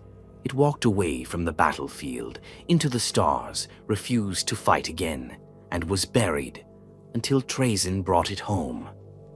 One day, the hollow night stirred, just once. A 0.2-second stasis flicker during a sector-wide solar surge allowed it to slip out of null suspension. In that instant, all servitors in the gallery began to weep, fluid they did not contain. Several attempted to kneel. One began reciting a prayer in binary to a god that does not exist. And the night shifted, only slightly. Its remaining hand curled. Its reactor pulsed not once, but twice, and a low-frequency moan filled the chamber, not from the machine, but from reality around it. The fabric of space remembered a fear older than war. Trazyn doubled the safeguards, buried the chamber beneath memory erasure loops, left a single warning. Do not speak to it. Do not touch it. Do not understand it. Because to understand the hollow night is to share its burden. And there is no peace for a machine that feels sorrow. Not in this galaxy, not ever.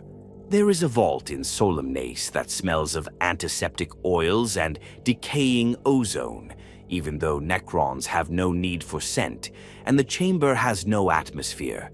It is one of the most biologically active wings in the entire museum, one Trazyn rarely visits, and never without shielding protocols designed for warp-based pathogens. Though no demon dwells here, and no psychic echoes cling to the walls, the danger within this vault is biological memory, not from something dead, but from something waiting to be reborn. Encased in a multi-dimensional containment capsule, submerged in a hyperfluid amniotic stasis gel, and surrounded by coils of psychic null steel, floats what Trayzn has designated as the womb of the last Umbra kin. To describe the object is to betray one's vocabulary. It is part egg, part tomb, part mind prison. Roughly the size of a drop pod, its shell is translucent and webbed with veins of dark green, each pulsing with a slow, almost deliberate rhythm. Inside is a coiled mass, a fetus, but not human. Not Eldar, not anything that fits into the lexicon of Imperial Xenos taxonomy. The Umbrakin are extinct. At least, they should be. According to every known record, they vanished before the war in heaven was even mythologized, their legacy swallowed by the early Necrontire purge of psychic predators. The few texts that remain speak of them in whispered fragments, beings not made of flesh or thought, but hunger made manifest. They were not warp creatures. They were not demons. They were something older, predators of potential. The Umbrakin did not kill, they unwrote. Planets where they fed show no signs of battle, just a sudden absence of culture, identity, cause. Cities with intact structures and preserved corpses, but no memory of who built them. No dreams, no article, only silence. Trazyn obtained the womb during an unsanctioned expedition to the edges of the Ghoul Stars, a region known for its Xenos anomalies and chronal rifts. There, hidden within a shattered asteroid drifting inside the event horizon of a collapsed artificial star, he discovered the remains of a Elixian choir world, a civilization entirely wiped from the psychic lattice of the galaxy. Nothing lived there, nothing spoke, except for the womb. It was buried beneath 1,000 meters of black glass, surrounded by concentric circles of broken monoliths, each carved with desperate, contradictory prayers. The monoliths begged for peace, for mercy, for extinction, for ignorance. Their writing changed depending on who observed them. Even Necron translation matrices suffered recursive failure loops. Trayzn, ever the archivist, took the womb. It nearly cost him everything. Upon removal, his tomb ship began bleeding data, literally. Hololithic logs became fluid. Memory strings lost cohesion. The ship's internal dimensions began to warp, as though the concept of space had become optional. For 12 seconds, every Canoptech drone aboard broadcasted screams in unison. Not words, screams. He sealed the womb, locked it within a multi-dimensional capsule designed originally for a living shard of a Cetan. But still, it pulses. Trazyn has spent millennia studying it. The fetus inside is not inert. It grows, slowly, purposefully. It shifts between states, not physical growth, but conceptual development. One day it appears as a coil of shadowy tendrils, another as a humanoid with no eyes and too many fingers. Once it mimicked Trayzn himself, coiled in fetal repose. He does not know why. Attempts to scan the embryo yield false readings. One cryptech claimed to have seen not an unborn Xenos, but an entire civilization trapped within.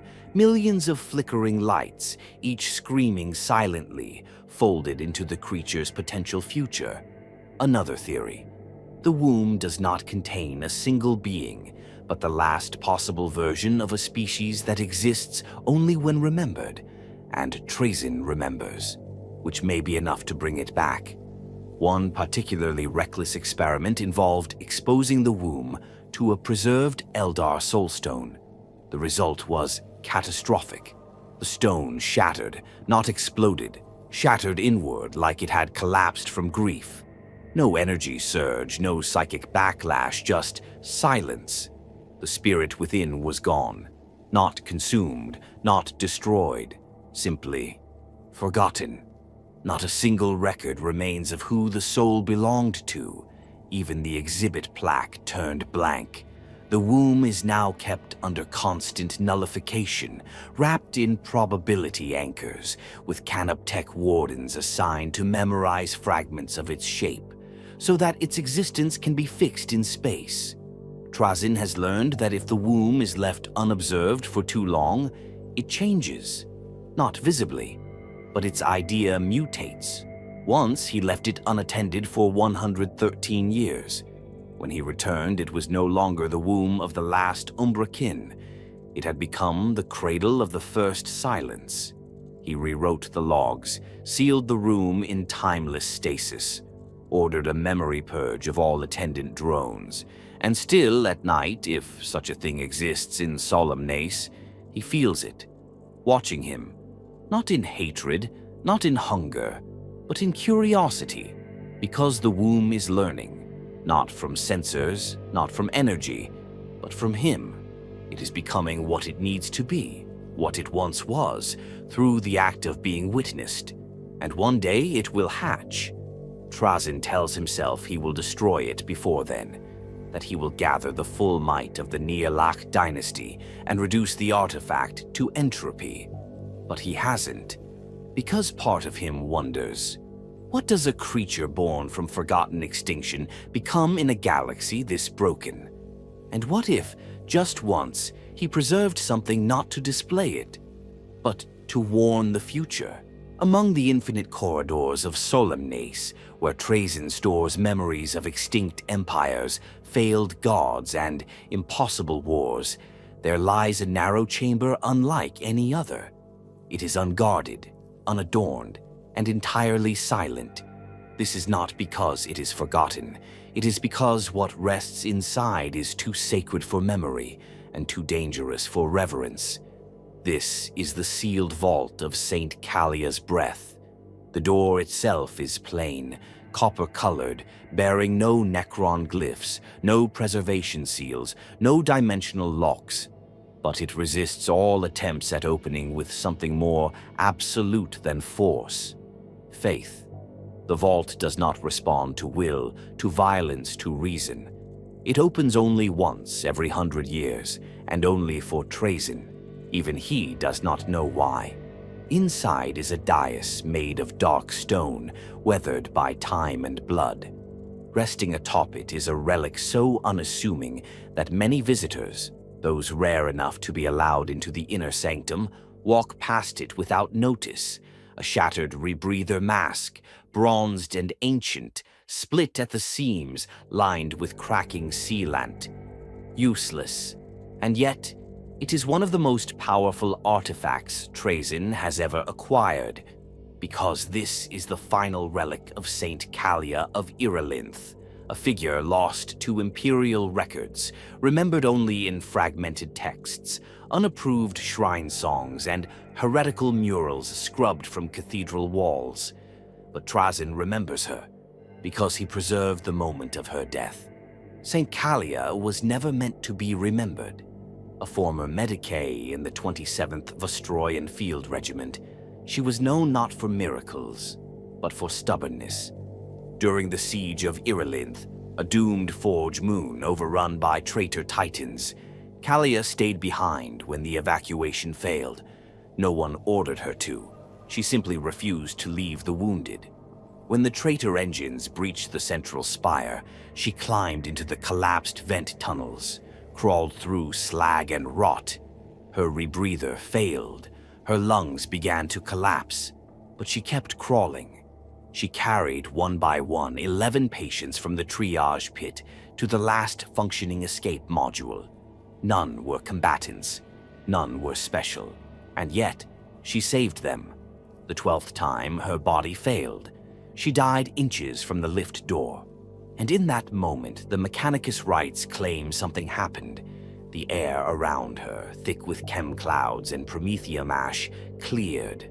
For just a second, enough for the last evac shuttle to see her face, enough for the survivors to crawl out, enough for the automated guns to find their targets and hold off the Heretic wave. No one understood what happened.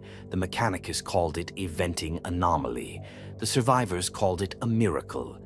The Ecclesiarchy, when they learned of the event decades later, refused to sanctify it. Kalia was no martyr, no soldier, no saint, just a medic who should have died with the rest.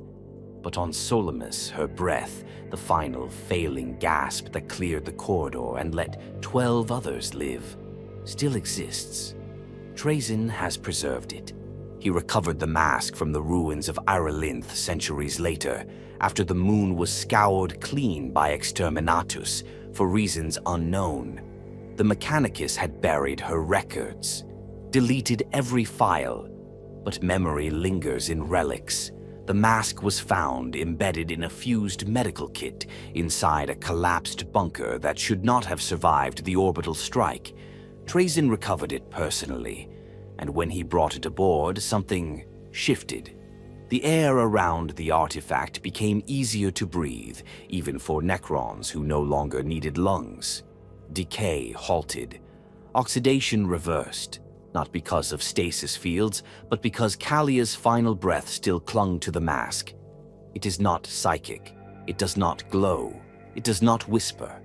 It simply remembers what it means to save someone, and that memory has power. Trazyn conducted experiments. He placed the mask inside a gallery wing, exhibiting catastrophic failures. Failed gene seed strains, malfunctioning cloning chambers, shattered salvation engines. For 2 decades, every experiment within 20 meters of the mask simply worked. Once, he brought a broken inquisitorial data core, scrambled beyond repair, into proximity. It recompiled, without power, without interface. Another time, he allowed a lone sister of battle, preserved in stasis mid-mortem, to be temporarily unsealed within range of the mask. Her wound closed, her heart restarted. She lived for 3 minutes, cried, said, "I can smell her." She was afraid, but she did not stop. And then died again. No alarms, no soul fire, just peace. Trayzn has never displayed the mask publicly. Not truly. He allows no direct observation, no data extraction. He will not permit the Mechanicus to study it, not because he fears they'll break it, but because they'll misunderstand it. Because the mask is not a weapon, not a miracle, not a machine. It is sacrifice, crystallized, a relic that holds no power except what it represents. And what it represents is something the galaxy has forgotten how to value: compassion without witness, mercy without glory, death without praise. Trazyn visits it sometimes, not often, but sometimes after a failed exhibit collapses or a timeline goes sour, or when he sees the broken reflections of all the empires he's tried and failed to preserve. He goes to the sealed vault. He doesn't activate the scans. He doesn't update the logs. He just stands there and listens. Because though there is no sound, no breath, no whisper, the silence is different here. Warmer, kinder, remembered. And in a galaxy of screams, one breath of peace is a relic worth keeping, even if no one else remembers why. There is a single object in Solemnace that Trayzn will not look into. It resides not in the deepest vault, nor behind the most complex security. It stands unguarded, unshielded, in a modest circular room with no door. One arrives only by misremembering the path. The object is simply called the mirror that remembers you. To the eye, it is unremarkable. A human-sized oval mirror framed in tarnished gold. No Necron glyphs mark its rim, no sigils burn in the reflection. It is just a mirror, dustless, silent, waiting. Yet nothing about it is simple. Trayzn discovered it by accident. He had been pursuing a lead on a forbidden Elder Soul Weave, a weaponized memory construct lost during the Fall. Instead, he found himself in a derelict webway node, long dead, its paths frayed like nerve endings. The only thing intact was a throne room of crystalline architecture, broken statues, and at its center, the mirror. It stood untouched in a place where time had wept itself dry. And in the mirror, Trayzn saw something no mirror had ever shown him before. He saw himself, not as he was, but as he might have been. A Necron-tier philosopher, unenslaved by biotransference. A mortal king with hands stained not with stasis fields, but ink and regret. A being who chose memory not to preserve it, but to understand it. It lasted only seconds, and then the mirror darkened. When his canoptech constructs attempted to scan the glass, they recoiled in feedback loops. Their minds, mechanical and unfeeling, reflected only absence. Several collapsed, inert, their memory cores burned clean, not from energy, from recognition. For the mirror does not show the viewer what they are, it shows what they've forgotten. And for a being like Trayzn, whose mind is a cathedral of stolen remembrances, that is a horror far deeper than war. He retrieved it, of course. He brought it to Solemnace, and built no exhibit. Instead, he placed it in a circular chamber, just large enough to house the mirror and its silence. No lights, no records, not even a plaque. Because the mirror is not for study, it is for judgment. Over the millennia, Trayzn has allowed a very few entities to stand before it. Never twice. A preserved word-bearer once laughed upon seeing his reflection, until the glass shifted and his smile turned to confusion, then fury. He attempted to destroy it. His weapon disintegrated before it could strike. The reflection didn't defend itself. It just watched, and the traitor fell to his knees, weeping like a child who had forgotten his mother's name. A harlequin from the Twilight Mask, captured in the aftermath of a failed dance raid, viewed the mirror and immediately began to sing. Not in performance, but in mourning. She sang a name not recorded in any Eldar archive, then stepped into the glass, and was gone. Trayzn did not retrieve her. He knows better than to interfere with the mirror's decisions. Once, just once, he stood before it again. He expected to see the Philosopher King again, the version of himself who never submitted to Sarek's decrees, who refused biotransference, who allowed himself to age, to fail, to fade. But instead, he saw a child, not Necron, not Necrontier, just a child, sitting in a field of violet reeds, drawing patterns in the dust, laughing at nothing, eyes full of stars he did not yet know the names of, a child untouched by ambition, a boy who believed that remembering was about love, not control. The mirror held that reflection for 5 seconds, then replaced it with nothing at all. No image, no light, just the raw, echoing absence of a self that once might have been, and never was. Trayzn left the room and did not return for 1,000 years. Even now, he walks past it with something that might resemble hesitation. He tells himself it is caution. He lies. Because the mirror that remembers you does not lie. It does not distort. It does not flatter. It merely waits in case you've forgotten something important. And if you have, it will show you. Trayzn does not know who made it. Some believe it to be a relic of the old ones, a remnant of a war fought not with weapons, but with memory and regret. Others say it is a shard of the warp that lost its madness and froze into lucidity. One